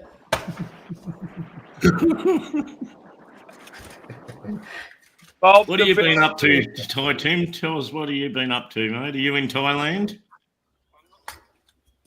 Me, Banana King. Sorry, Yeah, Tim, are you in Thailand or? I just what are you- put my headphones in. No, I'm just working away, waiting for the next time. Just saving those pennies to come to Thailand to be a Okay. 2-week millionaire. You know how it is. Yeah. Back in the grind. I'll thinking- give you a I'm- quick story. Can I give you a quick story? Most of you from not England will never have heard of him. Well, one of the best snooker players never to win the world championship was in Pattaya this week. Yeah. A guy that's called okay. Jimmy White. If you know anything about snooker, Jimmy White was the just a superstar when he was younger. He was in Pattaya. But he came up a bit against the best players of each generation. I think he was in 7 world finals. I've never won one of them. A guy called Stephen Davis beat him. Stephen Hendry beat him. And I think, Alex Higgins beat him. But he actually played pool in Pattaya this week. And I felt so sorry for the guy. I thought, what Christ. This guy who's earned millions playing snooker is playing in a little bar in Pattaya.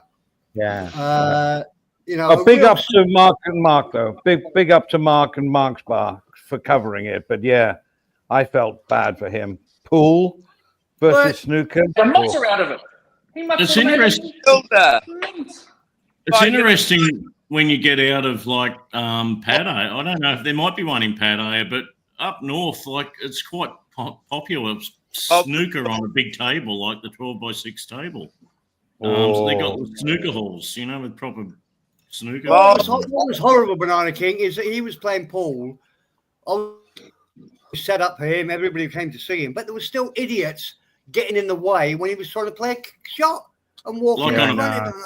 Like If on I- car tables. I'm like in- glad I wasn't there. I'd have shot them. If I'd I, have done. if I, Bob the Builder, you're what exactly do you build? Houses or? It's a Let's just say, mate. Let's just say I can play snooker and I can play pool, mate. I can have 5 years off the table, mate, and I'd still whitewash you. But I ain't going down in history as a great player. No, I was asking about what do you build? Do you build houses dog boxes, what?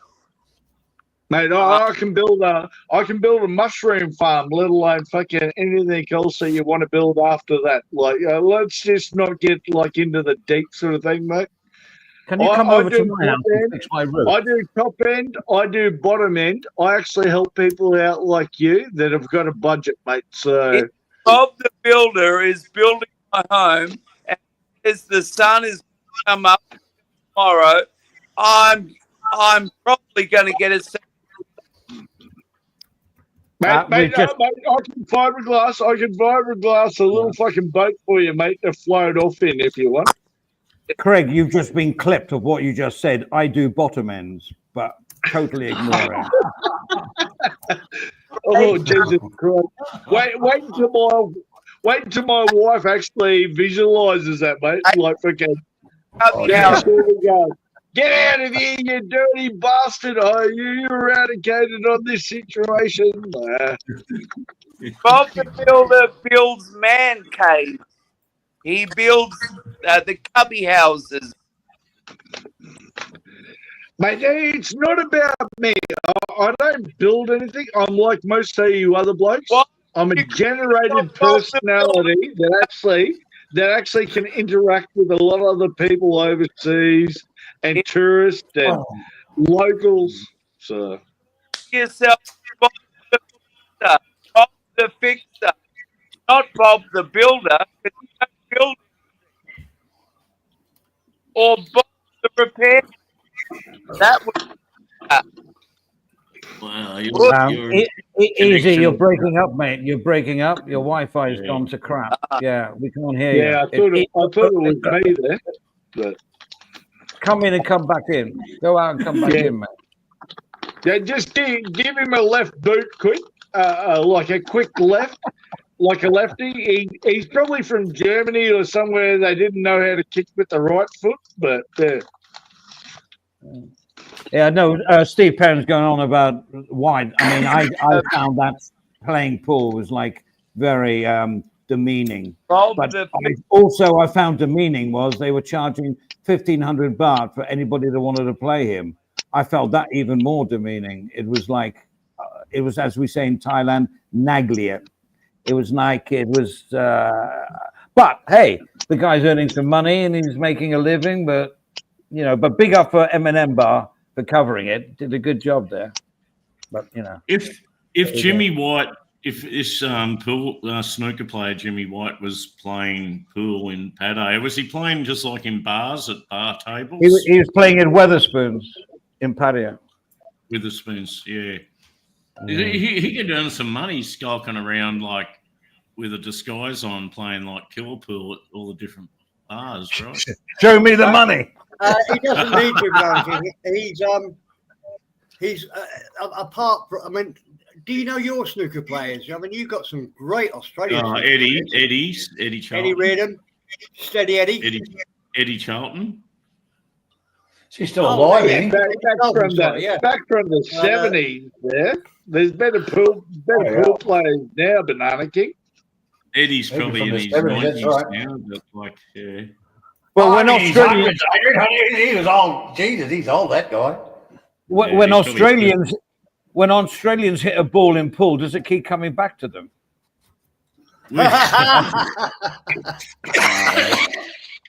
No, we use a spirit level first. I'm sorry.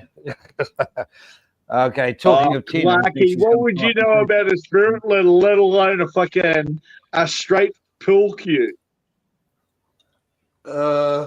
Give me that again. I can hit you once when you're in your audio is like you're in a toilet. Craig, you asked before who gave the name Bob the Builder. I did, because you were always talking about building things. No. Okay? All right. I'm not going for that. But Andy, back in the 70s. Right back in the global days. And all you could talk about was building. No other subject, not about the Philippines, not about any other subject, just building. Boy, now you're talking about the spirit levels, are you? Good boy. Good Well, boy. well, Let's well, branch well, out, eh? any of Let's you branch gentlemen out. ever built Let me ask you a four-story question. Let me house ask you a in question. Thailand? Let me ask you a question. Is the budget we've got of $1,000 a month or $2,000 a month, would you be able to survive on that in the Philippines, Craig? Because that's what this panel's about. What do you think about that, buddy?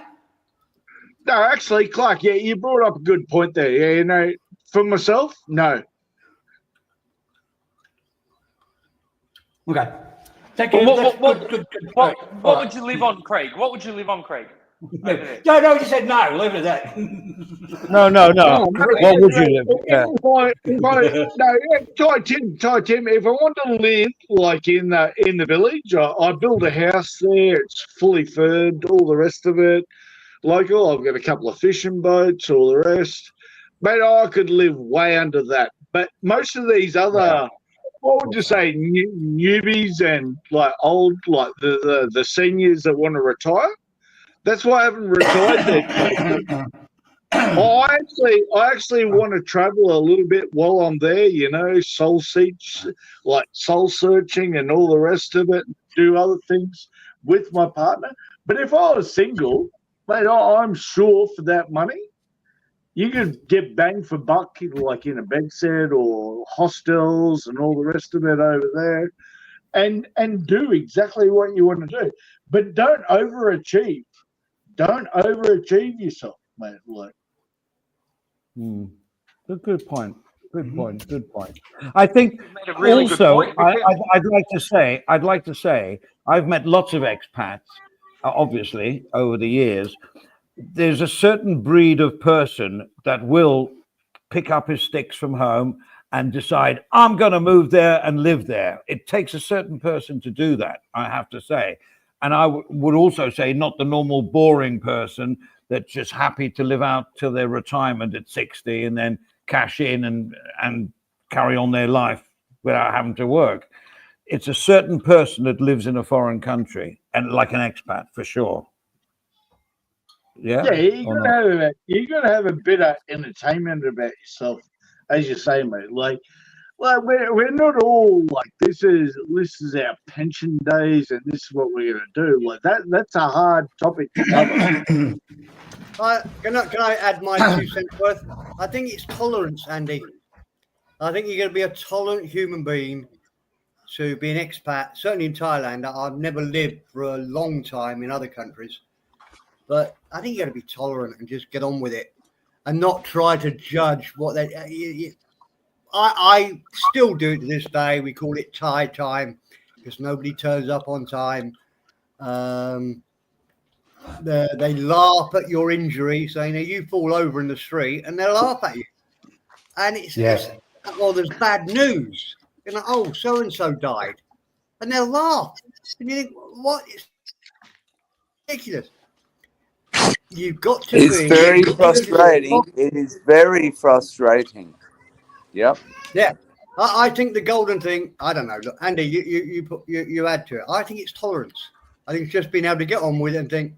There are so many good things about Thailand. I'll put up with the couple of shitty things. If I can put in my 3 pence, worth, if you allow me to tell a story about, Vietnam, about you being frustrated. As long as it's not too long, please. Okay. It's about a minute and a half. So,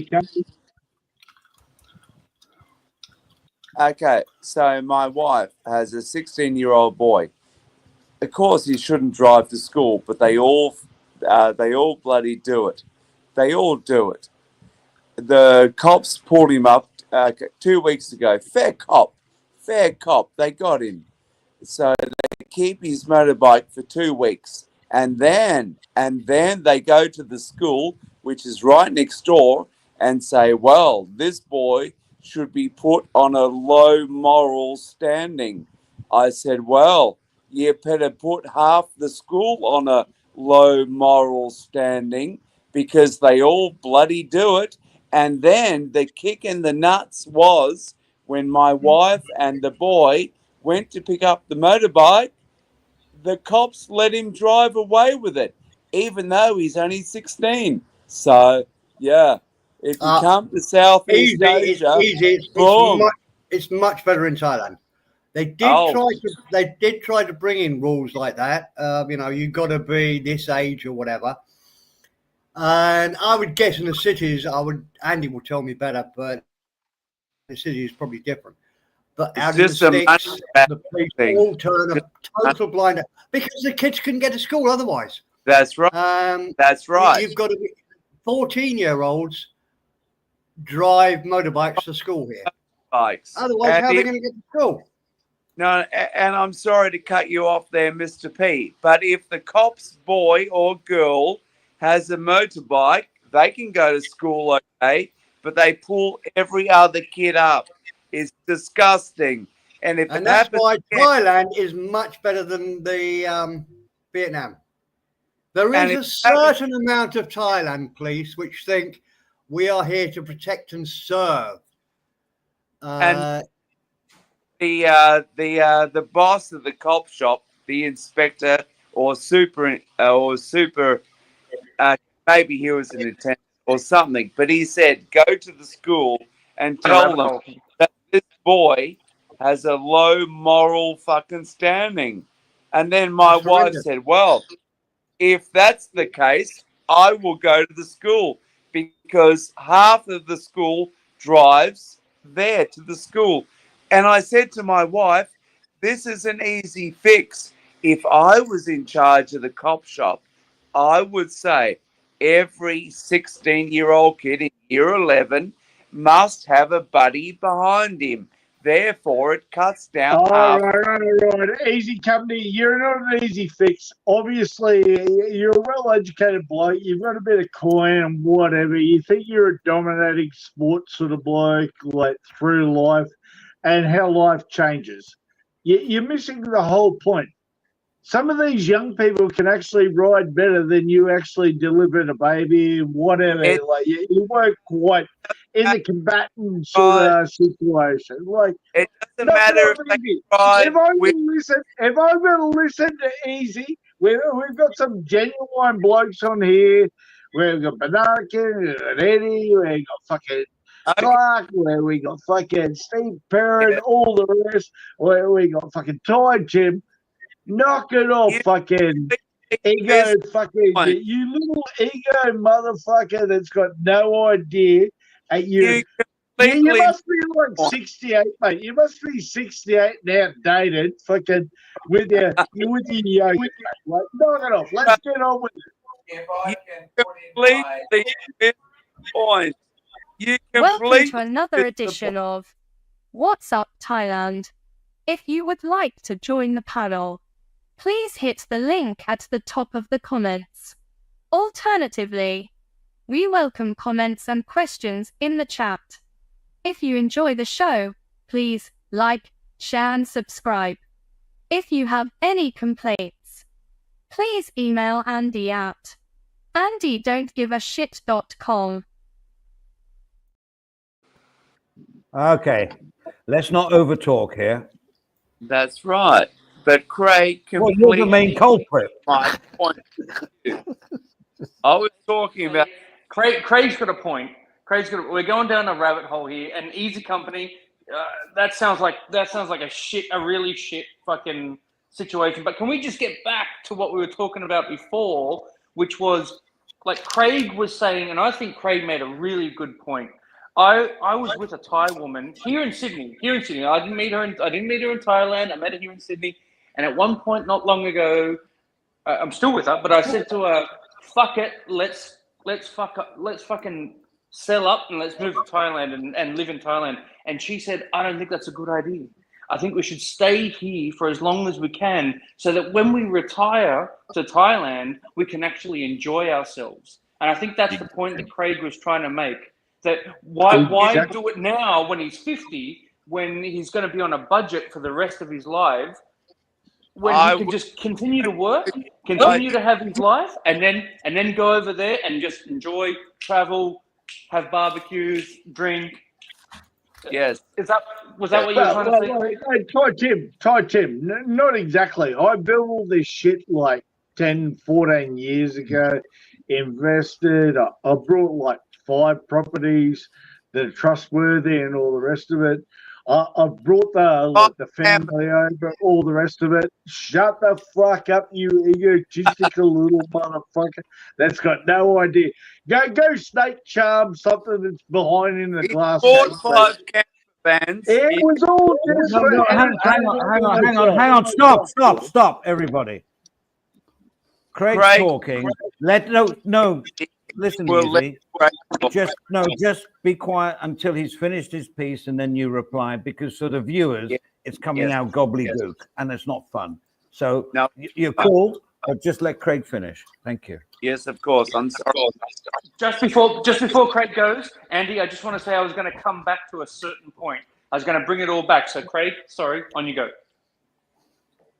Mate, I don't have too much more to say. Like, really, like I always enjoy everything that goes on, but the personality and the attacks and the life dreams of most people.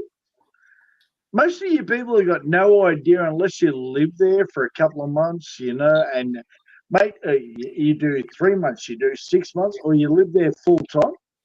You can't have an 17 opinion. years. Yes. Mate, you're 17 years over your fucking attribute of fucking life experiences there, fucking mate. So.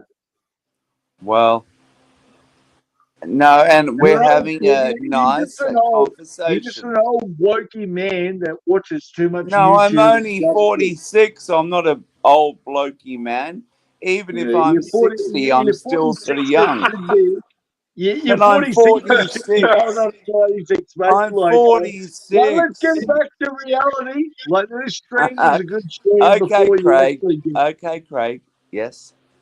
All right. Let you get me back into reality about what you know about Southeast Asia, living here 17 years.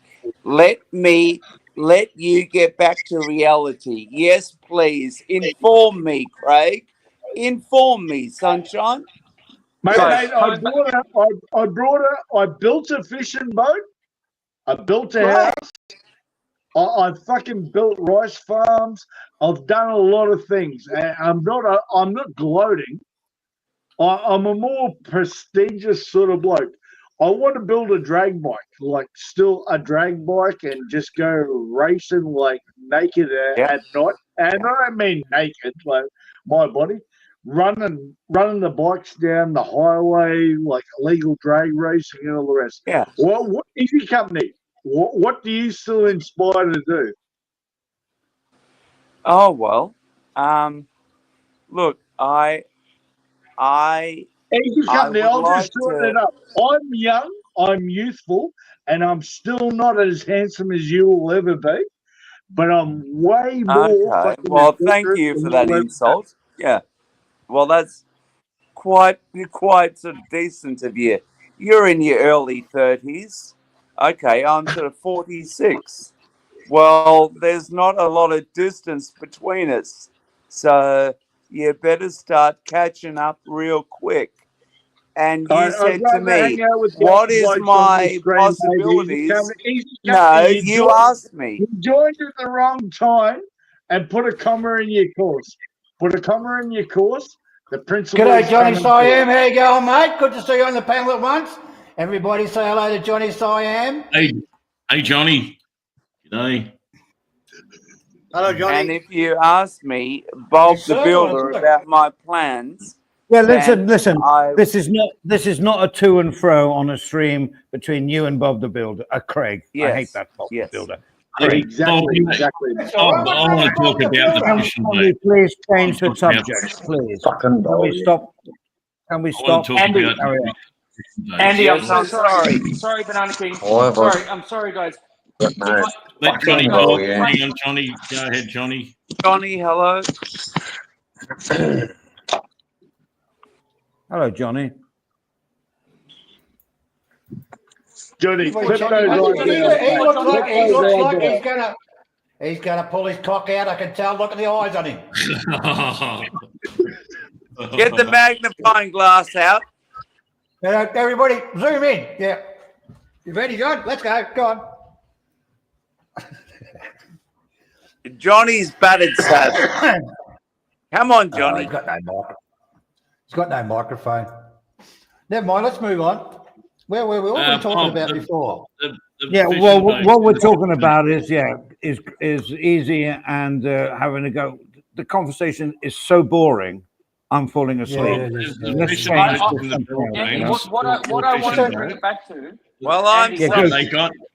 Have they got Andy, outboard motors or sorry, not? Andy. Have they got Sorry. inboard motors? Yes, or I'm outboard sorry, motors? Andy. Yes. No, it's all right. You're cool, easy, but we have to try and what I'm make thinking it would be for the cool. viewers. It'd be like a Filipina fishing boat, like a small bunker boat, but put an outboard motor on the back, like a Yamaha 50 or 60 or something. From No, Johnny, you're breaking up, mate. Restart your phone, Johnny. Come back.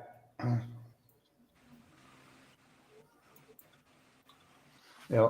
Okay, move on. Not many of them have outboard motors, Bob, over there for some reason. They got like an inboard motor with a shaft, right? Exactly, banana kick. Like a Thailand boat's got the long shaft, like a motor up on top, like a D-Max motor with a prop shaft going out 20 foot out the back. But the Philippines has got like an inboard motor, haven't they? Adrian, that's The the same D-Max motor. It's like Adrian, Honda. they have them like that because of the shallow water and because of the reeds. They can lift the prop out of the water very quickly. Oh, That's why they Clarky, do it you've like got that. no idea about fucking. I've got a lot of idea, Craig. I know more about boats than you'll ever fucking know, mate. Believe me. But surely like a Yamaha 50 or 60 or something, 75 on the back, it'd have to be better. Just a side note to Clarko. Was your fish that jumped out of the water, was that an arowana or? Arowana, yeah. Yeah. Well, I'm looking at getting some. So, but they can jump, right? Oh, yeah. Yeah, you got to put a solid, got off with perspex on the top with arowana because it'll smash clean through the glass. Very, very I powerful. caught a couple of nice spotted grunters down in the creek the other day. They're a nice fish. Girls, Craig, I used to live by the beach, on the beach, next to a boat for about 10 years when I was a kid growing up. And we went out fishing. So, Craig, I do know a little bit about fishing, but you probably know more than I do now, okay? You probably know more than I do now, okay? I used to take hookers to work, mate. I know about fishing, but I know nothing about prostitutes. So, what are you telling me? Okay. Well, you're saying that I know nothing about fishing. Let's get back to those boats, Stephen. And if you're going to talk, when you're talking, lift your ass off the seat because you mumble. Let's get back to the boats. The ones. So don't tell me about long string out the back with a propeller. Propeller. I think you're absolutely right, Stephen. I think they use it because I'm it gives 100% right. That's why all of Asia's like that. I think it gives them super maneuverability. Yep. Well, unless they want to go backwards, what do they do when they want to back the boat up? Probably. You know, I don't put it in even need reverse. to. You probably don't need to. And also, I think those engines are super cheap because you can take any engine off any old car, stick that in there, and I think Stephen's absolutely right. I think it's down to depth. You can take that boat in really shallow waters. Yes, you can. Yes. There's a thing on outboard motors. It's called the trim and tilt mechanism. And you can actually go in pretty shallow water with using the trim and tilt. You're talking about Western sort of finicky society. They I understand that now, Steve. I understand that. Be reliable. But they're going to be reliable and cheap. I think it's a super system. Yamaha 50s and 60s are pretty cheap too. And reliable. Yeah. Clark, you know the Blackstone motor? Sorry? Do you have a boat in Thailand? No, I don't, mate. I haven't done it for many years. Like I said before, you probably know more. Shut the fuck up, you little Tasmanian, on your fucking Eurasian fucking tourist sort of. What you think you know? mate, it's not what you know. So different cultures, Thailand, I like the long prop that they can actually pick out, like pull up and all the rest of it, and clear the reeds. The pump boats over there that you ride on when you go to tourist islands? Do they have that? Do they have that long, like the long engine sort of, what would you say, like pulling the propeller? No, they don't. For tourist boats? No, they don't. In the Philippines? No, you won't see many on the open ocean. You won't see many of stupid, listen, pay attention. You won't see many of those boats on the open sea, you dickhead. Okay? Well, the open sea. Don't be so fucking stupid. Don't be stupid. Stop being stupid. No, Clarky, no. I would like to.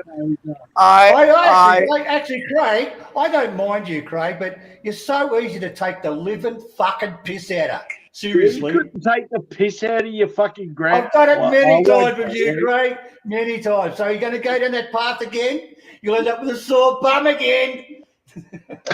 I would like to inject a bit of humour, and it's a line out of the Chopper Read film, and it's in the Bojangles. This is a line out of Chopper Read film. It's in the Bojangles, and one gangster says to Choppers, "And what would you like to drink?" "Oh, masala and Coke." Masala and Coke. Good drink. Yeah. Do you all come on, bit of humour. Who's going to be drinking masala? Seriously. I don't know, but I'm just talking about the Chopper film.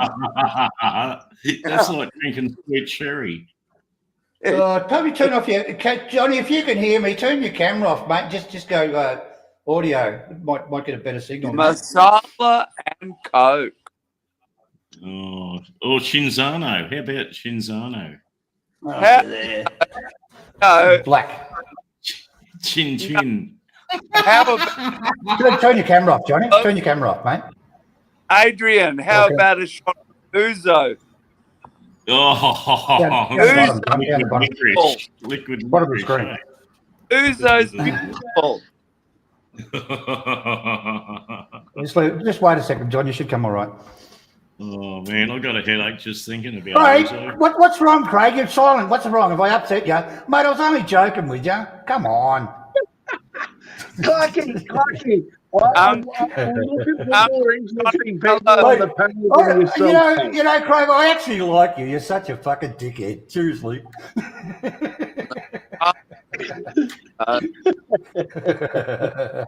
He's all right. I don't mind Craig, actually. Being you're one guy I would have a beer with, Craig. Let me put it to you that way.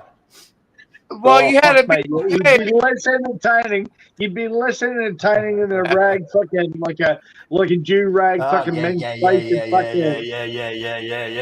Yeah. Fucking Clarko has a beer with anyone. I mean, he has a beer with me. Yeah, reckon?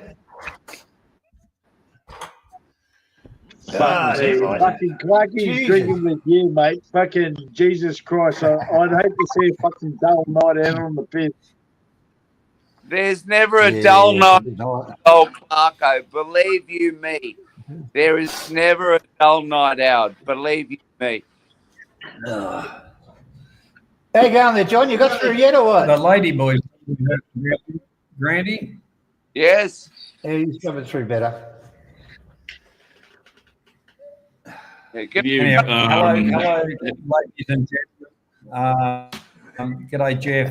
G'day, South. Mr. Perrin. Mr. Andy BKK.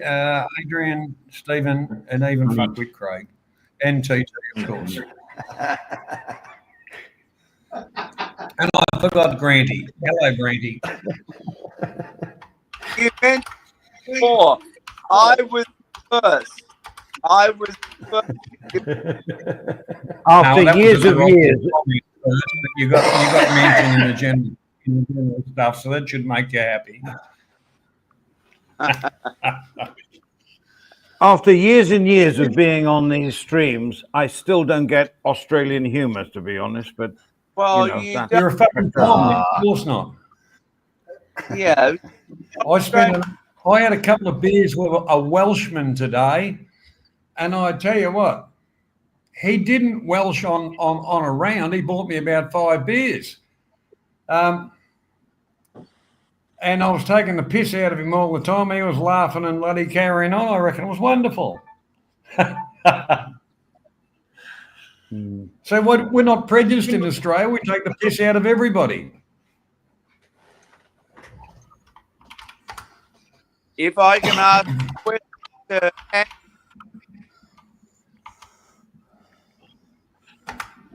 Hey, Johnny, you had a question in the chat from Cam Life. He said he hopes did you enjoy a beer with Ben Newton yet?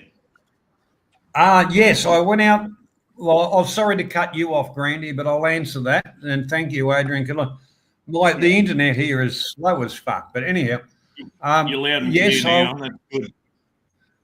went out with Colin, Ben, another fella, which was Colin's friend that had flown in. Let me think. There was DWP, Paddy Pariah. So there was about 7 of us, and young Ben. Yeah, we had a little bit of a session. You know, we didn't just sit in one spot. We moved around a little bit. We had fun. Yes, you did. Really? Oh, that'd be awesome. Bangkok, or was it in sort of Pattaya? Well, we started off in Pattaya, and we ended up at John TM, and then back into Pattaya a bit. And when I was coming home, there was no traffic on Soy Bacau, so that either means it was late or very early. Bloody hell. When you were home?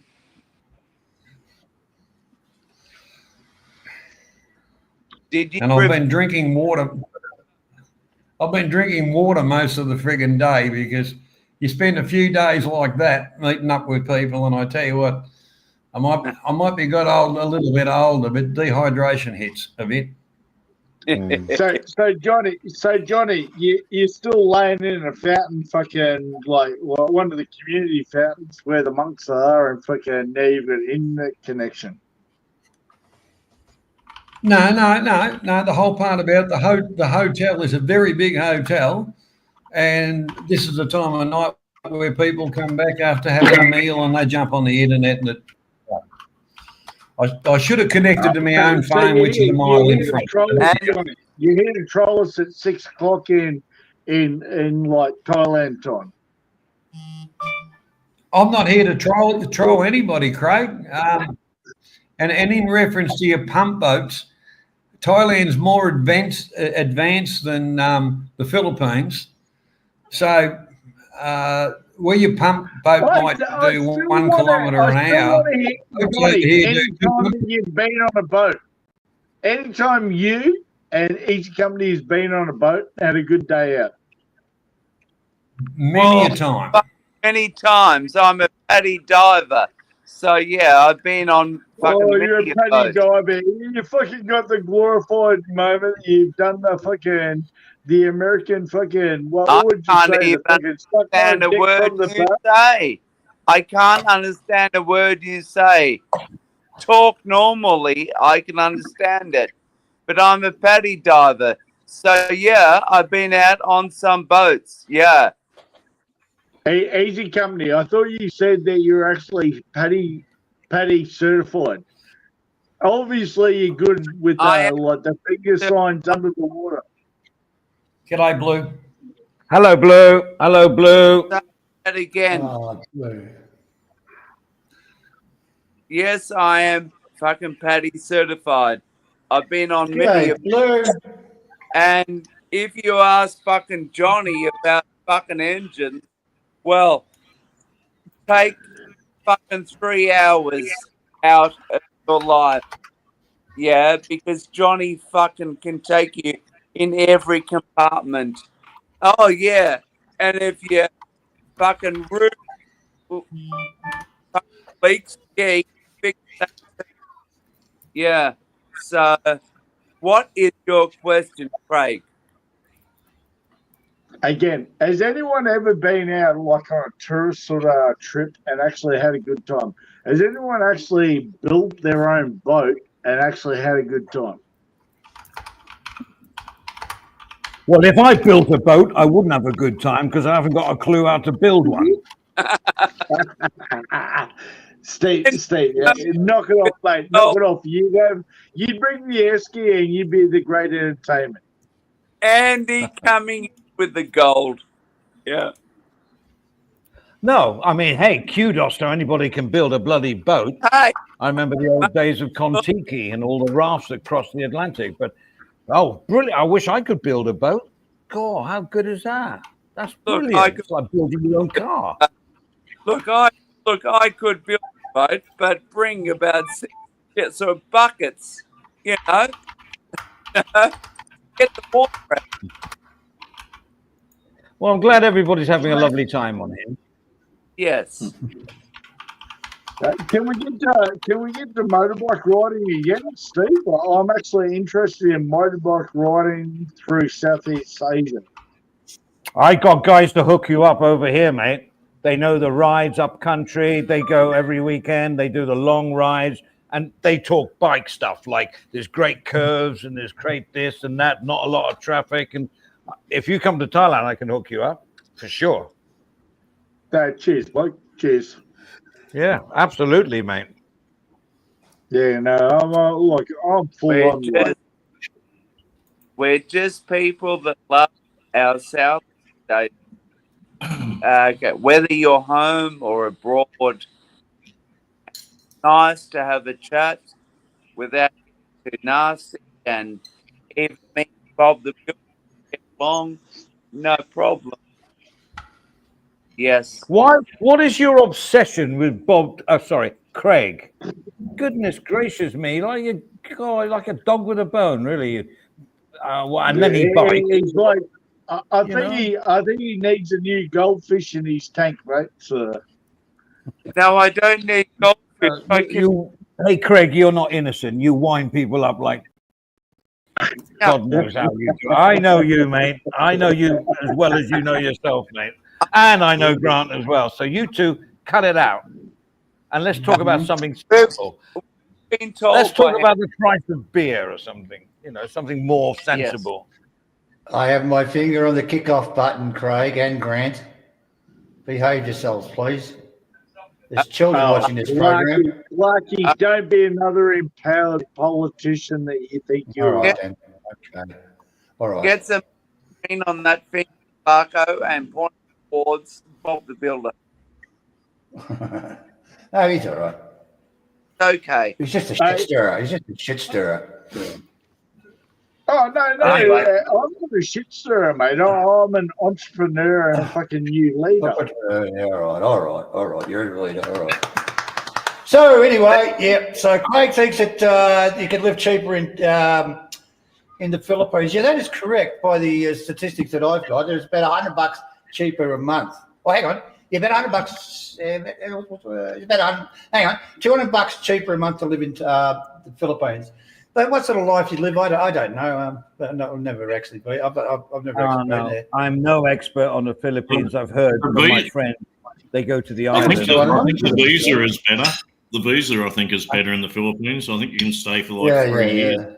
We have to leave the country. And you can renew your visa apparently in a shopping centre. The Philippines. Are we not heading towards a visa for all of Asia? They have like visa. Like that European Schengen visa, you know, you could go to the Philippines, Vietnam, Thailand, Laos, wherever you want on one visa. Is that right? No, I don't think so, Adrian. Not yet. Thailand has spearheaded a thing, and the first to sign on, I think, was Laos, or was it Laos or Cambodia? They're trying to do it 6 countries, 1 visa. Yeah, that's what I thought, Johnny. Yeah. So it's not going to happen yet. They've got to get the six to join all at once. It's just a planning stage, So right? that's Yeah, probably it's a in good the idea, but I don't know It's about in the planning stage, long yes, time. yes. I don't know about long time travel, but going back from my experience in the Philippines, life is a lot. What? Oh. Just when it came to an important bit. Yeah, I was getting excited. Oh, he's fucking gone again. Well, Craig, you've been to the Philippines. What was after Lot? What was after life? Our future. Lot. He said Lot. He said Lot, didn't he? Oh, whatever. Oh. I was getting excited. Then he was going to. Yeah. Oh well. Mate, No, I've fucking only. a 70-year-old fucking bloke telling you insights on the Am I Philippines 70? on his Am I past. 70? Like, you gotta idolise that. So. Yeah. Look, I've never been to the Philippines. I went to the airport once and changed planes. I had to stay there for about 4 hours. But I've never actually been inside the Philippines. My ex-wife was Filipino, Craig. Do you know that? Fucking bitch. God, she was a nasty piece of work. Well, you picked up the wrong one, Clarky. So. Oh, did I ever, And mate? like everyone does when they travel, like when they travel for their, what would you say, their freedom, that you think you're going to acknowledge yourself and all the rest to the best part of your life. That's Southeast Asia, mate, Clarky. So. Yeah, that's right, yeah. Look, Craig, if you were on the pension, you're not on the pension, right? If you're on the pension in Australia, living in Australia, and compared to living in the Philippines, it's a different fucking ballgame. You can afford to live in the Philippines. You can afford to go out every now and then. You can afford a taxi. You can afford maybe to save up for a car. You can't fucking do that on the pension in Australia. That's the whole thing about it. That's why people are going overseas. Oh, but if I'm looking at the pension, I'm actually fucking going to do a lot of research, mate. Sooner or later. So. Whatever. Yeah. I don't like the idea, Steve, though, that just someone on the old age pension that doesn't have any other resources, why should they expect the taxpayer to give them enough money that they can buy a new car or go on holidays overseas? Why should the taxpayer fund retirees to do that? Okay. They've worked all their life. Okay. Now they're retired. So who gives a shit what they do with their pension, right? So if they stay in Australia, they get free hospital, they get free that's concessions, good. they get rental assistance. Rental assistance is out of fucking control in Australia. Jesus Christ. That's great. And all that they shit. pay But about they go. 70%. Yeah, sorry. Yeah. I don't pay about 70% of I don't know exactly how it works. But then they go overseas, they've got nothing, none of that. So I think the Australian government encourages them to go overseas. To get rid of so them. they have to pay all the fucking, get rid of them, yeah, get rid of them. That's what I think anyway. Get them off the medical.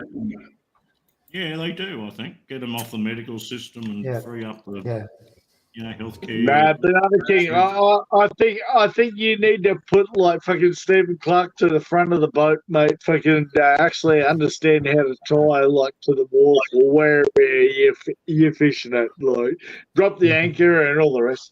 It might take the young fella like Clarky another couple of months to understand it. So. All right, and the moral to the story is, Craig? What the fuck is that all about? All right. Come on, Craig. Stop the trash talk and let's talk business. Come on. Let's talk business. Knock it off. You know you're talking trash. I'm getting all my new You're better than that, Craig. I'm getting all my shit before the pension. Oh, yeah. Okay. So what? Sorry, Adrian. What did you say?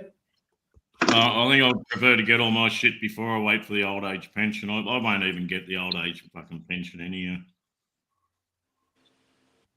What do you mean you won't make it? I just ordered my new dual cab 4-wheel drive ute yesterday. What'd you get? The Navara.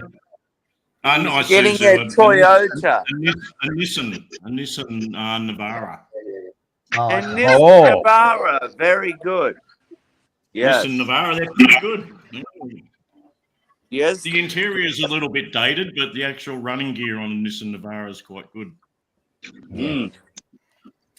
Good automatic or manual? Automatic or manual? 7-speed auto, twin turbo diesel. Whoa! That's some muscle there. But Banana King's brought an advanced fucking what would you say, automatic that fucking Chevy didn't make and the Americans didn't do, and the fucking and Thailand and the Philippines didn't concert. Craig, I don't think you can buy manuals anymore. Yeah, all Americans got automatic. they call it a Frontier in America. It's the same thing. Yeah. But Adrian's annoyed with new cars because they don't have ashtrays or cigarette lighters. Yeah, he wanted one on his motorbike. He couldn't get one. So that's right. I've got an empty jam tin with the lid cut off, and it goes in the side on the side of the door. You know? Good man. Perfect. It's an old jam tin with the lid cut off. If you're going up into the northern parts of Australia, you have a Hilux or you have a Nissan, and I've done it. The That's Hilux from is Melbourne like- to Darwin and back again, 13,000 kilometers. In 6 weeks. Yep. I got a Pathfinder. I'm taking a break for 5 minutes. Here you go. I got a like it's a 2012 Pathfinder, but that was basically a D-Max with like an SUV body on it. Not a D-Max. What did I say? D-Max, a Navara with a SUV body, the Pathfinder. Yeah, they got all the modern commodities inside the cab, mate. So Mine was an auto. As long as you can launch that boat, Banana King, like talking about cars, that's all it's impressive. So yeah, but like probably tomorrow, I won't be picking it up on Saturday, but like probably Monday, I'll have the newest car in the genre on Monday. you might have the newest car at the pub as well, mate. So and at the pub and in probably all of Australia. Can you give us something to rubbish you about, Adrian? We'll find something. We've got to start doxing him. Hey, Adrian! Don't forget to show your rego number. But if you got a Nissan Navara, that's pretty heavy duty.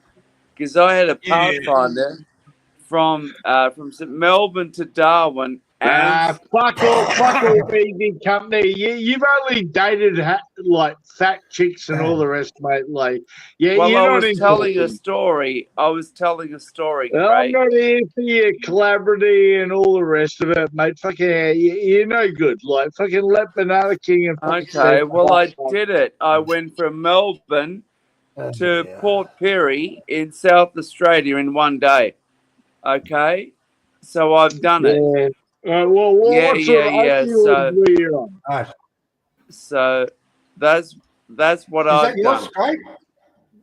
Is that what you drive? No. You were talking about cars, so I looked at my favourite pickup at the moment. You maggot. This is the Toyota Champ. Oh, that's fucking nasty, man. And you can't find it anywhere but Thailand, I think the Philippines, and I don't know why Toyota here. Stephen, why would you design? That's just drug abuse. What? Looks like drug abuse. It looks like a drug abuse. car. How the fucking hell could you design something like that? They will never sell that in Australia. Like the people will be throwing stones at you if you drove around that in Australia. Why? Because it looks like a special bus. I'd be driving it in reverse. I'd be driving that in reverse. I really would. It looks like a special you bus. You have no aesthetic feeling. That is the most beautiful front of a pickup. And Johnny and I have seen one in real life going through patio. A grey one, battleship grey. Oh, so what you say? They only made one, yeah? Oh, okay. Oh, that's okay. How much do you think that is in Thai baht? It looks like a special bus to pick the kids up early. I know it does. I think it's the most beautiful pickup I've ever seen. Well, it needs bigger tyres. The tyres are too small. You can't see from here, but it's also got what do you call a flatbed in at the sides all fold down, the back folds down. It is. Look, how much? Come on then, guess how much is that? Okay. Okay. Okay. I wouldn't give you Cheaper much. than I a bar probably fine. wouldn't. Cheaper than No. a bar fine in a bar. Look, cheaper than a No. bar. 20,000 No. Adrian and Clarko can guess before me because that's probably expensive. Yeah. No, it's dead cheap. Just over. Okay. So just under okay. So 600,000 Adrian baht. and Clarko. I'd say around 500. Anyway, okay, that- look, I think it's absolutely great. Love it to bits. But if you don't, It's a good then one, yeah. you're girls. If you All can't right. see, that's a man's pickup. No, that's Yeah. good, but it needs bigger wheels. Yeah, yeah, but look how much room there is between the wheel and the Andy, arch. when you say a man's, You can when you put say a bigger wheels man's on that pickup, easy. is that, Right, is I'm that gonna the get rid of type it. of weight that you're trying to pick up? No, but Like, yeah, does it have the 4x4 capacity? doesn't matter about the 4x4 drive sort of line, mate. No, it reminds me of the does. car. No, it But looks good, but it needs company, bigger wheels. company, are you all yellow Lego or are you pure white Lego? Okay, I look, can't even understand showing what you. you're talking about. I I'm can't showing you even this. understand what. I'm not going to dox my new car's registration number or anything, but there's a real man's car right there. Yeah. That is In the Burdekin That's region. dirty, isn't Imagine it? bashing through the sugarcane fields in that. That's dirty, Yeah. isn't it? That is dirty. Is that Nissan? Are Nissan still in business, Adrian? Is that Nissan? Yeah, they are. They're joining with Mitsubishi next year, funny enough. Okay. Okay. If I can put a bid in on the car, that's not a cheap vehicle there. Okay, Mr. P, that's not a cheap 57,000. vehicle. 57,000. Look, I'm probably talking about 800,000 baht. More than that, 1.3 million, I'd say. No, not for your Adrian's, but Well, well, that that's champ, probably be. that champ's Adrian, about Adrian, 400,000 baht, I think. They're cheap. is it, Adrian, that'd be made in Thailand, though, that Nissan, wouldn't it? Yeah, they're all made. Oh, Every it'd car's be made. cheaper over in. imagine Yeah, I know that, Adrian behind the So wheel. it'd be so it would be cheaper in China, I would imagine. Nice looking car, though. Get out of the way, you rogue hog. Everybody's raving about them. They're great cars. Yeah, I love Imagine Nissan. Adrian wheeling around in this thing in fucking Miller. He's like, fucking, he puts the high beams on. Any hogs get in my way, they're fair game. And look, I've finished my lovely grass-fed steak. Look, I ate the whole lot. Really? Is that up from north? Is it North Queensland or down south? It's straight from Thursday's meat raffles at the pub. Okay, so it'd be north Queensland. Okay. Yeah, it's North Queensland. Well, I'm just Probably- saying it. I'm just saying it. And it could have been a piece of toast because we didn't see it beforehand. But yes, It wasn't for show; it was for him to eat, Grant. He was eating Adrian, it. I'm It's nothing to joking. it. I'm joking. You know, he's making a sandwich. It could have been a piece of toast with fucking Vegemite on it. We didn't see Yeah. the steak before. Adrian, I'm joking. Now, Oh, dear. as for please, Mr. Steve Perrin, I'm thinking it's about. Well, it's not a cheap vehicle. It's about 800,000. It's about 800,000 baht. I always cook a spare sausage for the magpies tomorrow morning for their breakfast Yeah? for the magpies. Yeah. Oh, okay. That's a good idea. Nothing like a spare sausage in the middle of. Eat it, Adrian. Don't give it to the fucking birds. Eat it now. Go on. Fuck 'em. Can we invite Mrs. Blue onto Sure. chat? On screen. Come on, Bluey. Because I can't see you, darling. So come on, panel, and talk with all the lads. Adrian's got his one snag, but there should be two snags. And as far as anyone else is concerned, two sausages can touch one another, no problem. I wouldn't say that. It's true. It's true. Could turn into a Two snags can touch one another, no problem.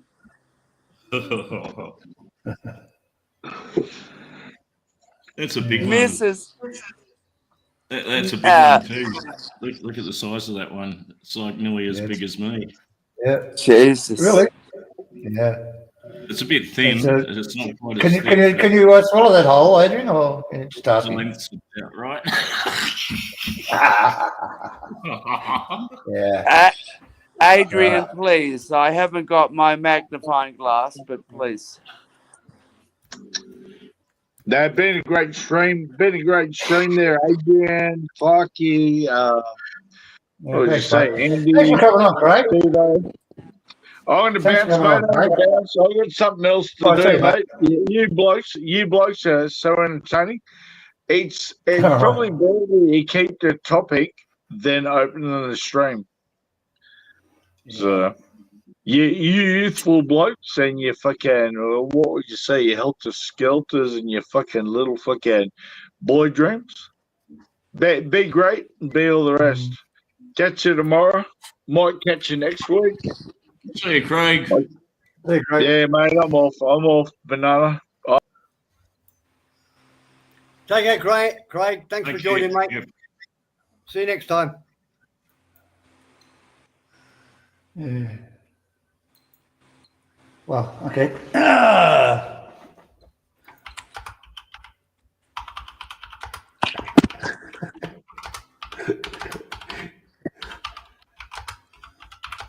Who's typing fast? Well, not me, all right? Or did you take me or what?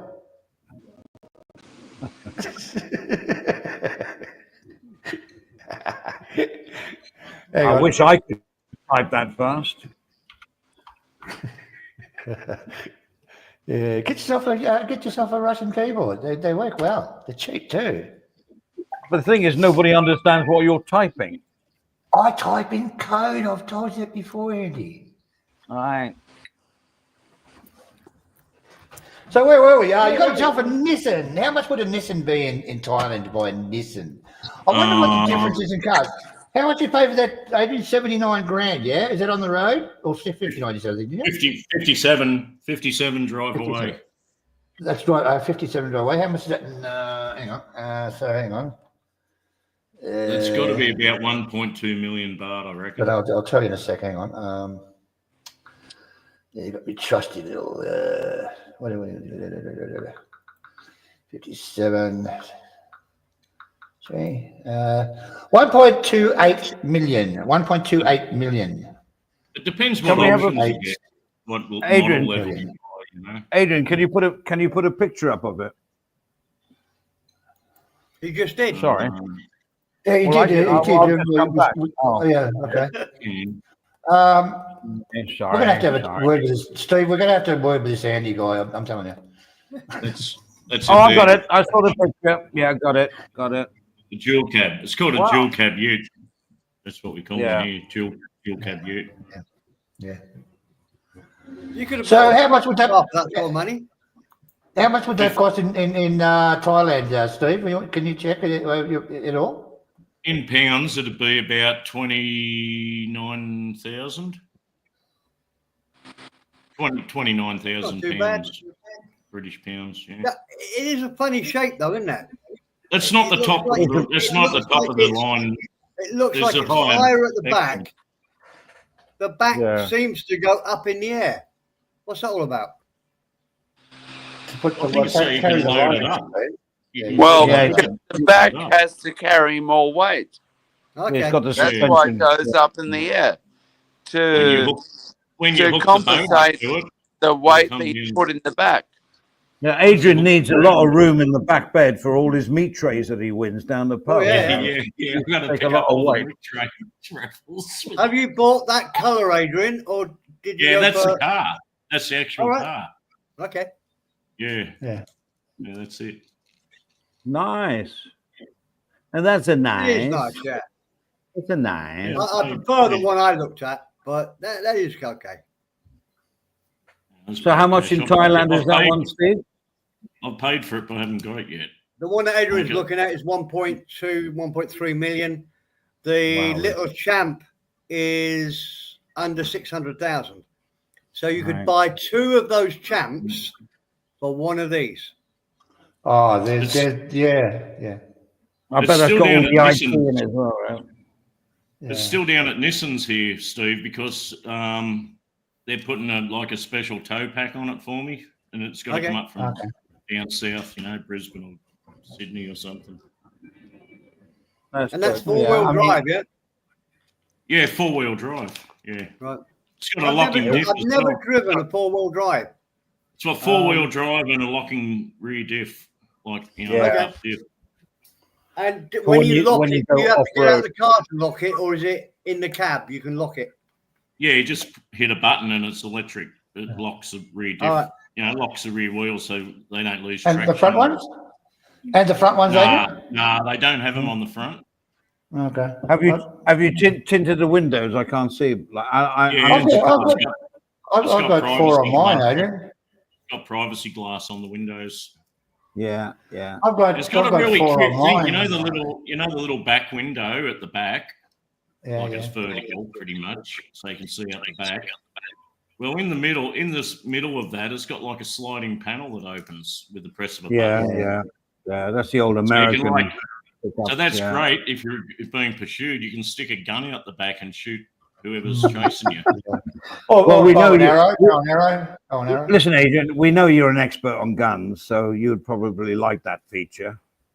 Have you got a sunroof in it, Adrian? You can jump up and throw a couple of axes at them.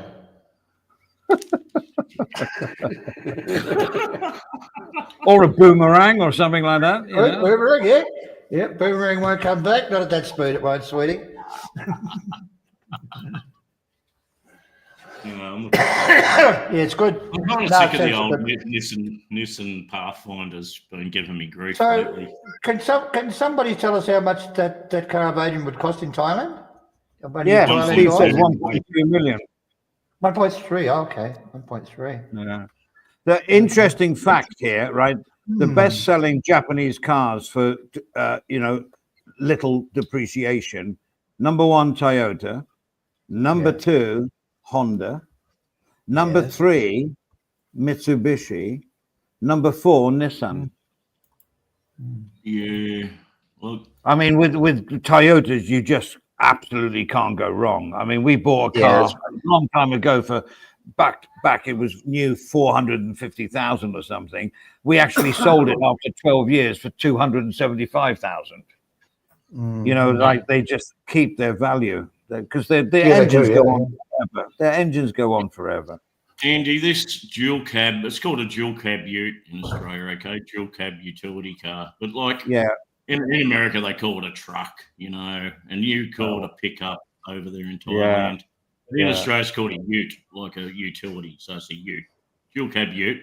That's the hottest market in Australia. There's about 10 different manufacturers of utes, including about 4 Chinese models, companies. You got BYD and Great Wall of China and Ying Yong and there's probably half a dozen Chinese manufactured utes in Australia now. There's the Ford Ranger, there's Nissan Navara, there's BT50, the Toyota. It just goes on and on. It's the hottest market in Australia is the dual cab ute market. And that Nissan, they haven't really updated like the stuff because there's no need to for since about 2015. It's all brand new and works perfectly fine. and I'm quite happy with that. But like, you know, if you got a D-Max, it's going to have like, you know, a different type of chrome around the air vents here and there to make it look prettier inside. You know, just little shit things. And I'm not interested in that, Andy. Like, as long as No, it I get fucking that. works and it's efficient at what it does and it's good at what it does, and that's a Nissan. Yeah. No, I got nothing. I had the old Nissan Zafiros. I don't know if you know that. I had them for like 3 different models each time. But then the new one, which was called the Tiana, which was absolutely crap. And then I went to the Camry, and I've had the Camry for 14 years, and it's hardly cost me a penny in maintenance. Hardly anything. Mind you, it's low mileage, because Clark is going to buy it when he comes here. So it's still good. Still looking good, man. No, but we went. This car's like probably be like the most reliable car ever made. I know. I mean, we went down to Pattaya in it, and it you have to say it drove perfectly, right, Stephen? What do you want me to? Yes, I just read your text. Yes, Hey, Stephen, say yes, Steve. Yeah, yes. And it's a wonderful car. And honestly, ladies and gentlemen, it's a steal for this price. Now, anybody interested who's going to Thailand in Andy's car, see me. Okay. It's in pristine condition, man. It's like Sorry, I left it out. Sorry, Stephen said, yeah, okay. It's in pristine condition. What else do you want me to say? Did Stephen clear all the beer bottles out from the passenger side? Oh, fuck. Well, no, all mine from the driver's side. He likes it. Drink driving is no joke. But he shouldn't be throwing his empties over on your side. They could get stuck under the gas pedal. Exactly. And then you trip over the bloody seatbelt as you get out. I mean, it's not good. But then you can hop out the car and blame me for everything. Yeah. Oh, officer, I don't drink. You got a sunroof, Andy, in yours? No, because back in the day, they were always not completely waterproof, and they used to perish in the sun, and they'd always leak. So not a good idea in Thailand. No. Look, Adrian, how often do you use a sunroof in the fucking tropics? Honestly, just a waste. I've always thought I'd love to have a sunroof so I can just stick my cigarette up there and flick the ash out the back. It will come back inside and go on the back seat. Sunroofs are cool. Yeah, it'll come back in the car and go on your back seat. It's like people in Thailand, they buy like a Mercedes or a BMW convertible. Oh, yeah. So when are you going to take that roof down? Sunroof open. The sunroof open is always cool. Even if you're going through the canopy in the tropics. It's cool. Yes, but in Bangkok, pollution gets in. Close the sunroof. It's so hot in this car. I always wanted a sunroof. Yeah, they're fucking useless. They're like tits on a fucking bull, seriously. Yeah, and then you wonder why you got all these skin cancers on the top of your head. Yeah, that's right. Yeah. And Well, you've got to close it starts raining, you know. Then you've got to drive home in a fucking wet fucking seat and get all. Stop it with the sunroof, Grant, please. Oh, no, I love it. Yeah. No, I love a good sunroof. Oh, I've got the keys in the car. Thank God I've still got the sunroof window open. There'd be nothing better than driving down the street with a couple of hot chicks standing up with half out of the sunroof, right? That'd be cool. Well, they look good in stretch limos going down the Vegas Strip. Yeah, I mean, that's what I'm not through, not down Sukhumvit Road when you're behind a bus bellowing out black smoke. It's like takes a romance. If you get blue standing up between the seats, like up through the sunroof, that'd be cool. Oh yeah. Oh yeah, that's my dream. That's my dream. That's why I want to put a sunroof in your car.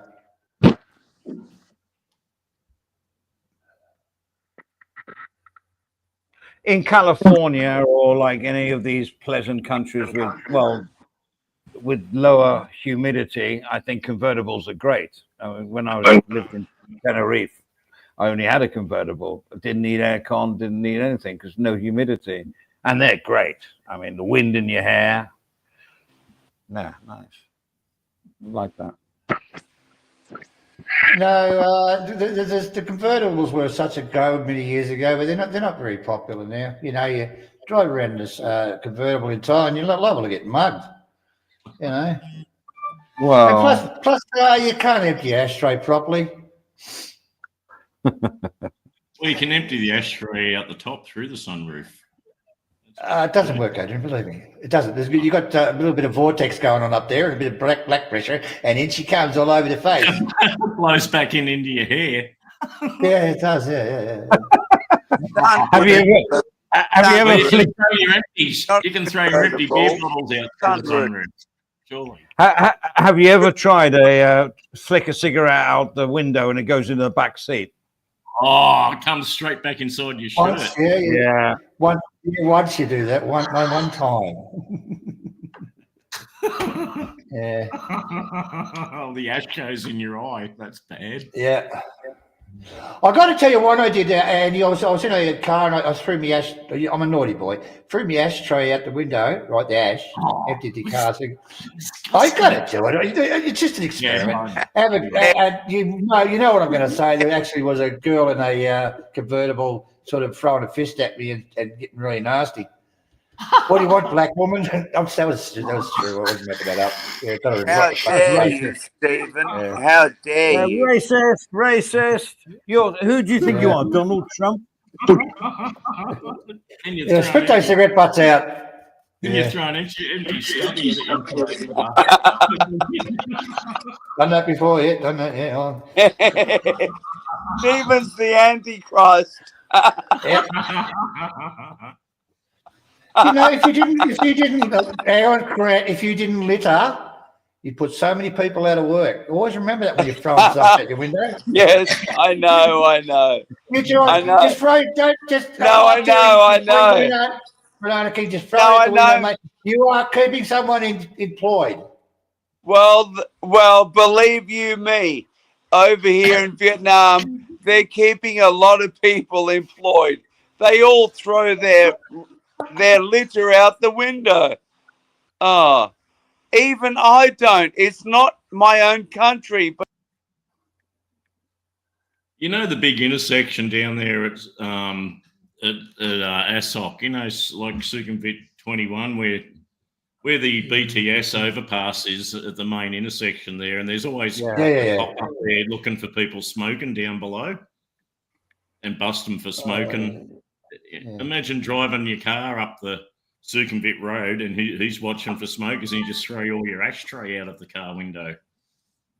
That'd fuck him up, wouldn't it? He wouldn't be able to catch you. Nasty people they are. Take that, prick. Johnny lost his connection. Yeah, he's got that. Yeah, so did I, Adrian. I spoke about this before. The cop on the corner got you for dropping a cigarette. They got me for putting putting a cigarette packet in a pot plant. They got me for that. Ashing on the floor? Yeah, ashing on the floor. No, because I put my cigarette packet because there was no rubbish bins. You know that in Thailand. So I wanted to, I got to get rid. So I just put it in nicely in the pot plant, and they took me in for that. And I think we've discussed this before. They wanted me to. I can't remember how much it was, Adrian. I can't remember. 2,000. It was 2 or 3,000. I can't remember. Yeah. I said, okay. And he said, do you want a receipt for that? And I said, yes, because I heard about I was ripping off yet. And he said, okay, give us your passport and I'll get your details. So you can keep the 2,000. It's okay. Did he front march you all the way from like he did. Up to the Nana? Yeah. Was it? I think it was near Nana, Adrian, but they had a little booth there, their little interrogation booth where and they've done specials on these guys. I think we did it on Talkback when we were doing the news. So it's just a fucking rort down there. Or used to be. I don't know. Yeah. It's virtually a scam.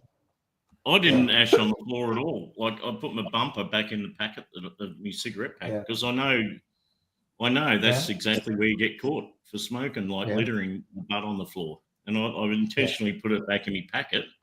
Went back up the stairs to cross back over to where Citibank, that corner is. And as I'm going across, this cop comes up with a little card and sticks it in front of my face. And he goes, passport. Classic. Yes, he's showing me the little sign that's in Thai English that you littering cigarettes as a 2,000 baht offence. Okay. Wow. There was no use even talking to the prick. And by then he's got my passport I had in my top pocket because Mrs. is waiting on the other side of the road. We're going out to the airport. Yeah. And this prick frog marched me all the way up to Soy 4 and back. Like to give me a fine and just a cash fine, no receipt. Then I had to run back down to the missus and we just got to the airport in time.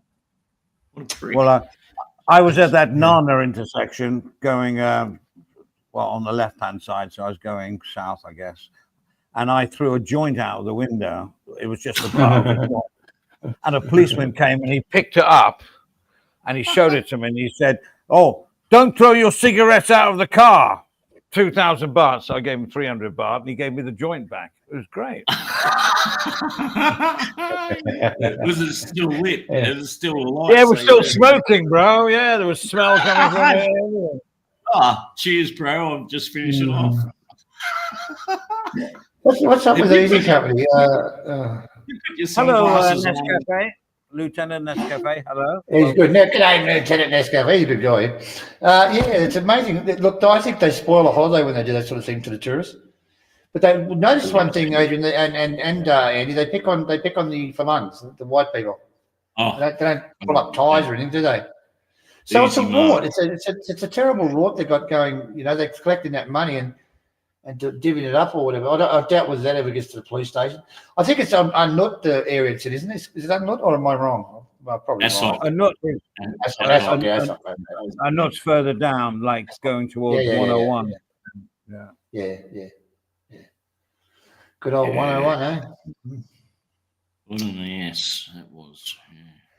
Yeah, it's terrible that atmosphere. It makes you feel terrible about Thailand when they do things like shit like that, you know.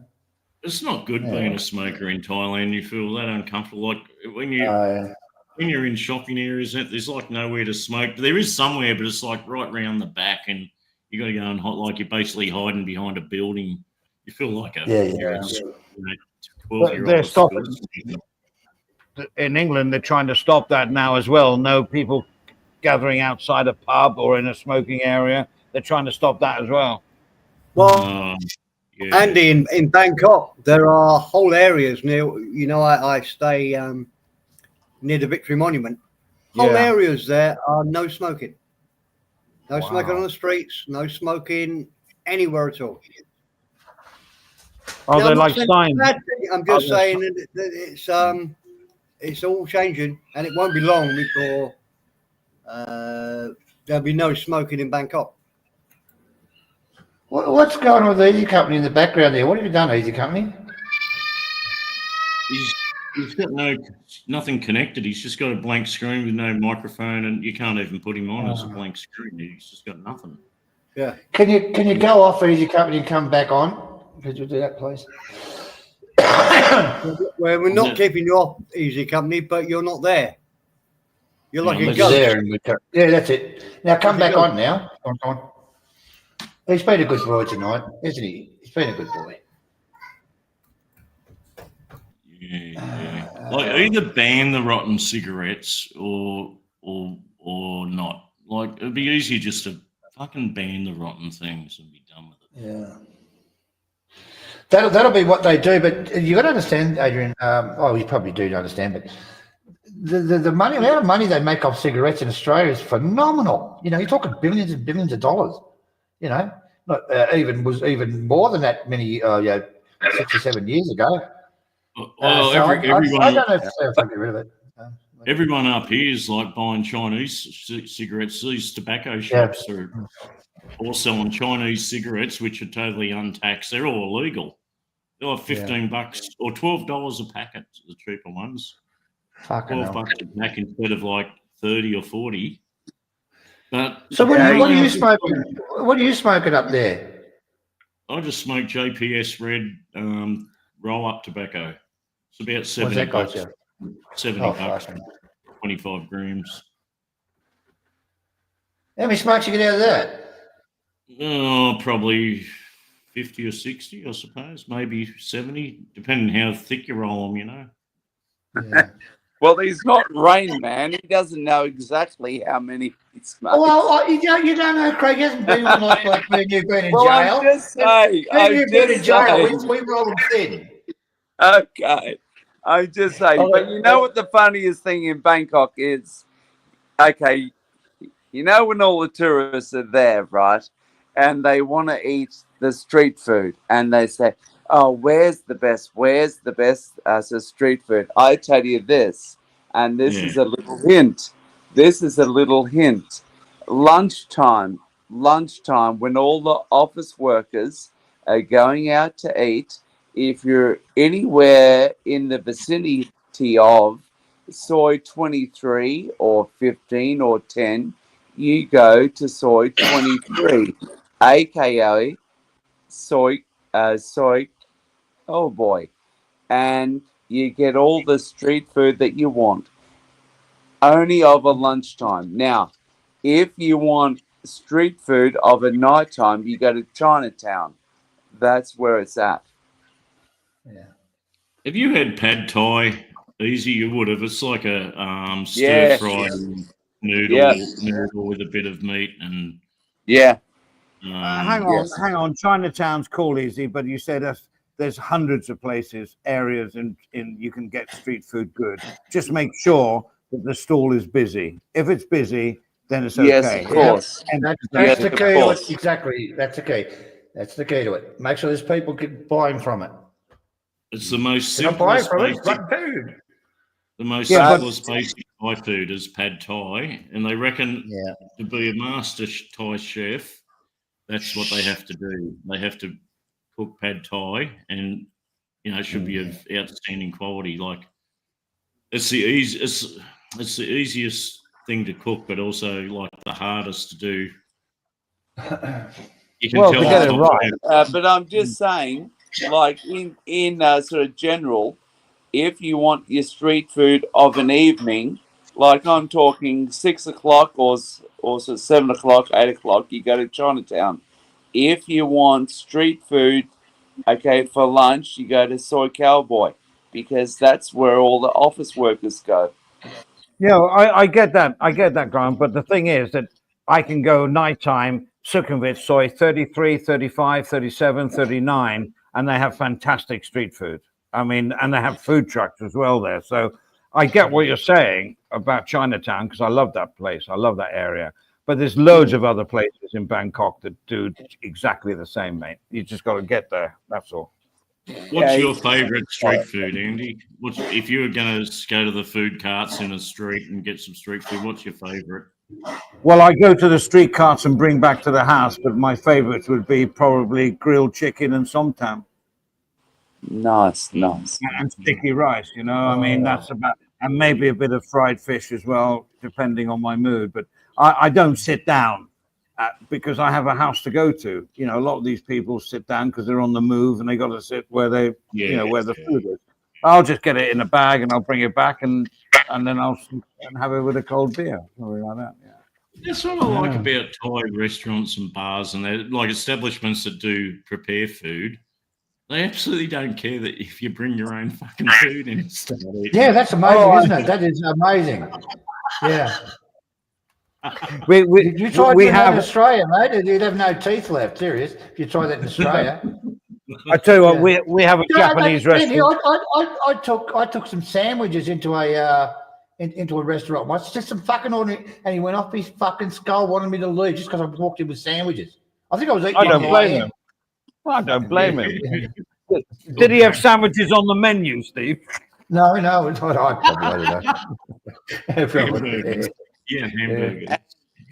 No, but I must say this to Andy, that if you go into Soys of 23 from the Sukhumvit, the first place or the second place on your left is pink. Is completely Thai. It has the best. It has the best as a Thai food. It's great. It's been there for years. It's just great. It's good. It's good value for money. I know. But I tell you what I do. We have a Japanese restaurant in the Soy, and their Japanese food is very reasonable price for sushi, sashimi, whatever. But the beer prices are ridiculous. It's 100 baht for a small beer. I just go in with this, my Yeti, with my beers already in it. They don't bat an eyelid. They My don't Yeti. bat, and I've just shaved off 200 baht off my bill, you know, and that makes it. At least I'm buying something, you know what I'm saying? They don't bat Andy, an a eyelid. lot of restaurants will let you in with beer if they sell beer. I used to in my restaurant. What can you do?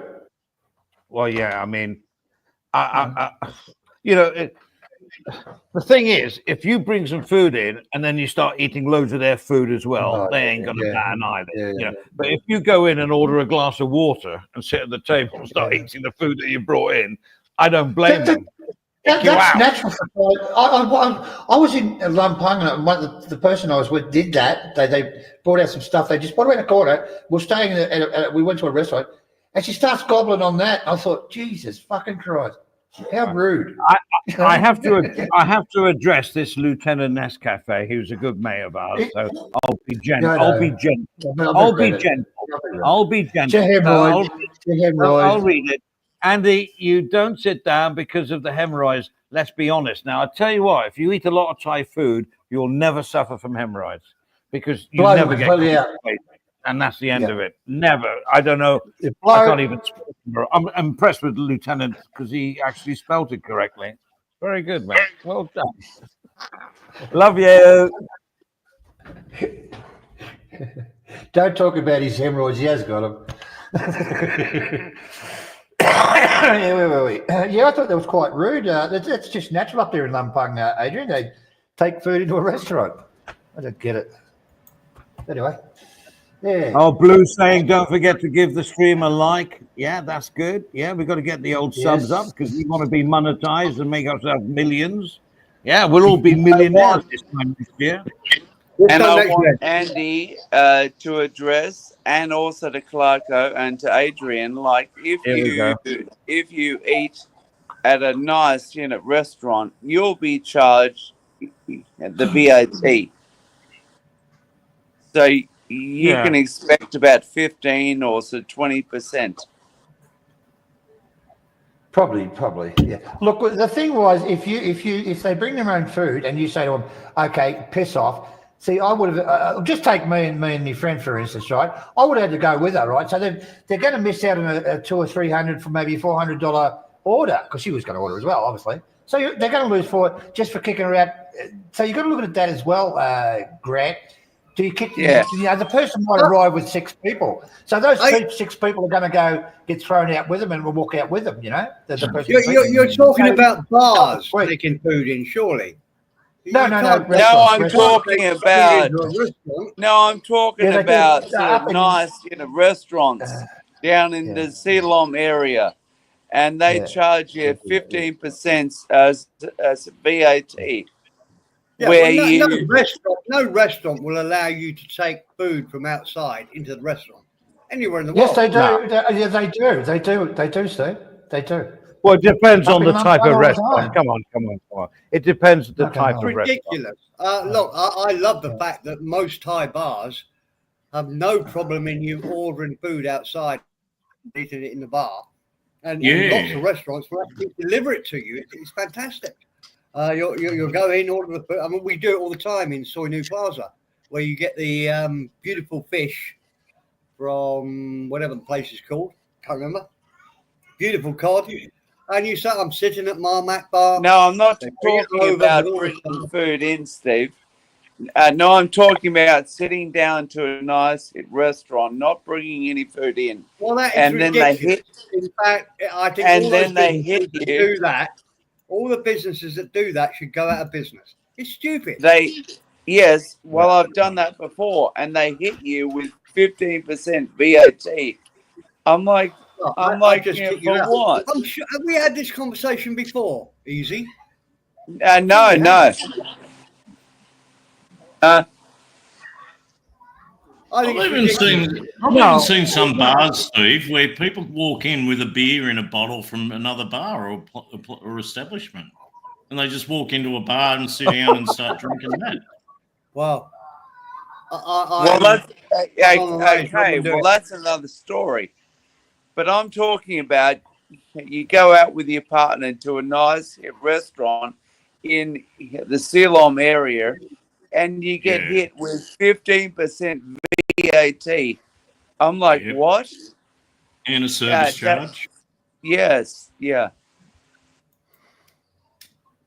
Anyway, gentlemen, I mean let's just have a count.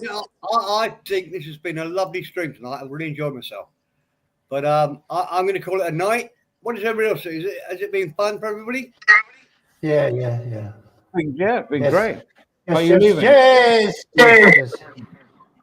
Is this a better time for everyone? Put a 1 in the chat if this was a good time. Trouble is, it's full of Aussies. That's the only problem. We started at what, 4 That's p.m. so nasty. 4 p.m. Thai time, was it? Anyway, guys. That's 4 p.m. Yeah. Catch All right, you see you next later, time. Steve. See See ya. ya. Okay, Steve. Easy. Steve.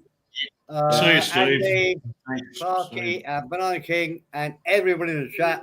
Thank you very much. I've had a whale of a time. Good night, all. Oh, cool. All right, see you, mate. All See right, ya. good night, all. Good night, all. Yeah, like we've tried 8 p.m. Thai time. We've tried 7 p.m. Thai time. We've tried 6 p.m. Thai time, 5 p.m. Thai time. Now we're at 4 p.m. Thai time. I mean, And I that think 4 p.m. suits me down to the ground, I have to say. Everyone likes this time in the chat. 4 p.m. Thai Well, it's time. good for Australia, not so good for UK, because UK is at like 9 in the morning, and America, forget it. You know, it's like in the middle of the night. But for UK, well, 9 o'clock in the morning, well, you know what I'm saying? But at least you won't get any of those, you know, well, I'm not going to say anything, but so it's going to be more Australian guided at this time for sure, because it suits them, you know? Yeah. I'm just saying. Okay. I have nothing against Australians.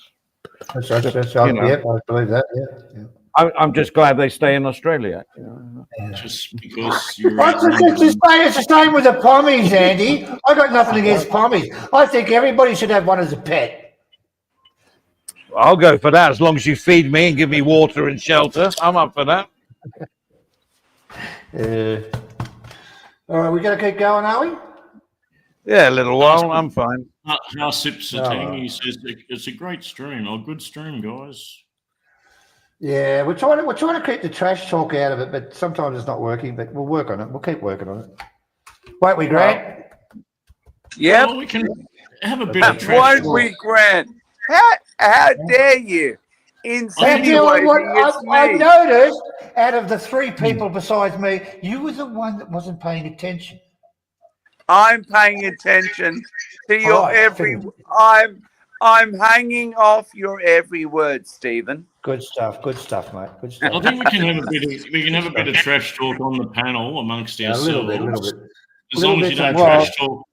As long as you don't trash talk the admin people, we can have a bit of trash talk. Yes. Yeah, but no talk about certain people. Not allowed. And as long as you don't call them maggots or anything like that. There we go. That's we don't go that way either. So listen. That's right. I need to ease a company. Oh, you know, Stephen, you're kidding.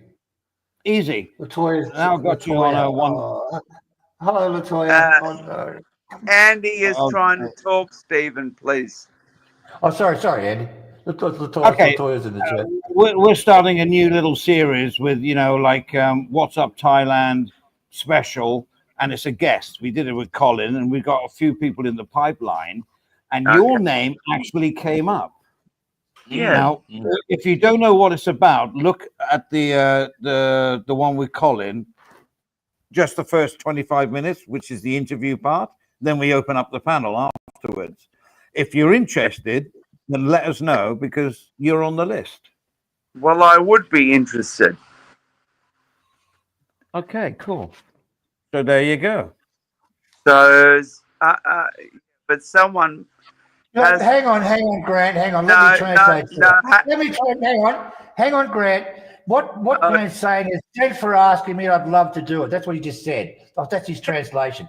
Thank you, Grant. When would you like to come on, my friend? Well, Stephen, can Not you to let put a me final talk point on it. for 5 seconds? That's a very nice offer, and I would love to do an interview. That sounds better. But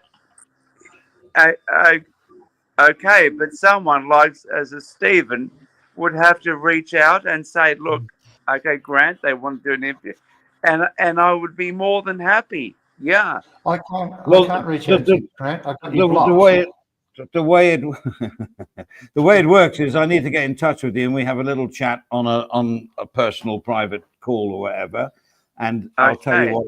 But take a look at the Colin one, and you'll see that we do it with dignity, style, no doxing. But there will be a few questions that you can not answer, and you just say not comfortable to answer that. You know, we're very gentlemanly about it, but it works, and we have a few people in the pipeline, so. And if that, who do you know on the panel here that you can get in touch with to give me your personal details? You can trust me, you know that. Well, of course. But I would suggest that you go to Clarko because he can send you. I blocked you. I haven't got your contact details. Well, unblock me and then. Well, I'll leave it with you guys. I can't handle all this. So sort it out. Or I'll just send you my email address. Okay. Good idea. You have to be honest, though. You have to be honest. Like, if there's a tricky question, you can go, no, I haven't tried that yet, Andy. Thank you, Adrian. Grant, why don't you put your email in the private chat now? Well, I don't know where the private chat is. All right. I tried. But gentlemen, I tried. Yeah, where is the private? Yeah, where does it say private chat? I can't see. Down the bottom, under brand. Yeah, at the bottom of the Grant's will be different though. Because I'm on a tablet. Well, how many tablets? That's what we're worried about. Probably not enough. Andy, please. Those snide comments don't leave a whole lot of goodwill. No, I'm joking, Andy. No, we can have a great chat. And I would love to give you the story for 17 years in Hanoi. And I will. Yeah, hang on. To hear that story. Yeah, we've already picked you because we don't pick anybody. And take a look at the Colin one to see the flow of how it goes. And then you're more than welcome to get in touch with somebody so I can get in touch with you.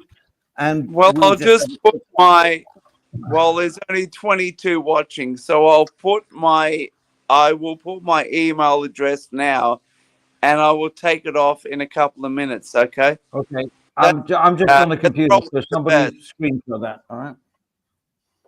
Okay. All right, you do it. Somebody screenshot it, please. This is how we get business down here. This is how we do it. And I have a wait, hang on. Oh, fucking get your email address right, mate. Come on, that's the first step. I'm fucking doing it. Lieutenant Nescove, is this a long acceptance speech? I know about that. Yeah, it's huge. Massive. No, so it's not there yet. Go for about 4 days. Just wait. Can you get it? Hang on, I think he's got a snake in the way. Hang on. That's not a snake. I'm on the tablet. Hang on. Yeah, we know you're on the tablets, right? We know you said that, right? Andy, please. Sorry, mate. I didn't want to divulge it. Well, that'd be my first question. Hey. Hello, are you on tablet? All right, carry on. Yeah, go on. Hey. We're waiting for it. Aye. There. Aye. Okay, now no one saw that. Quickly delete it. I didn't even see it, for fuck's sake. I blinked. I missed it. Well, it's still on, Andy. I got it. I can't see it. Oh, you got I'll it. send it there. Yeah, I'll send it. All right. I haven't got it. Seriously, it's just not there.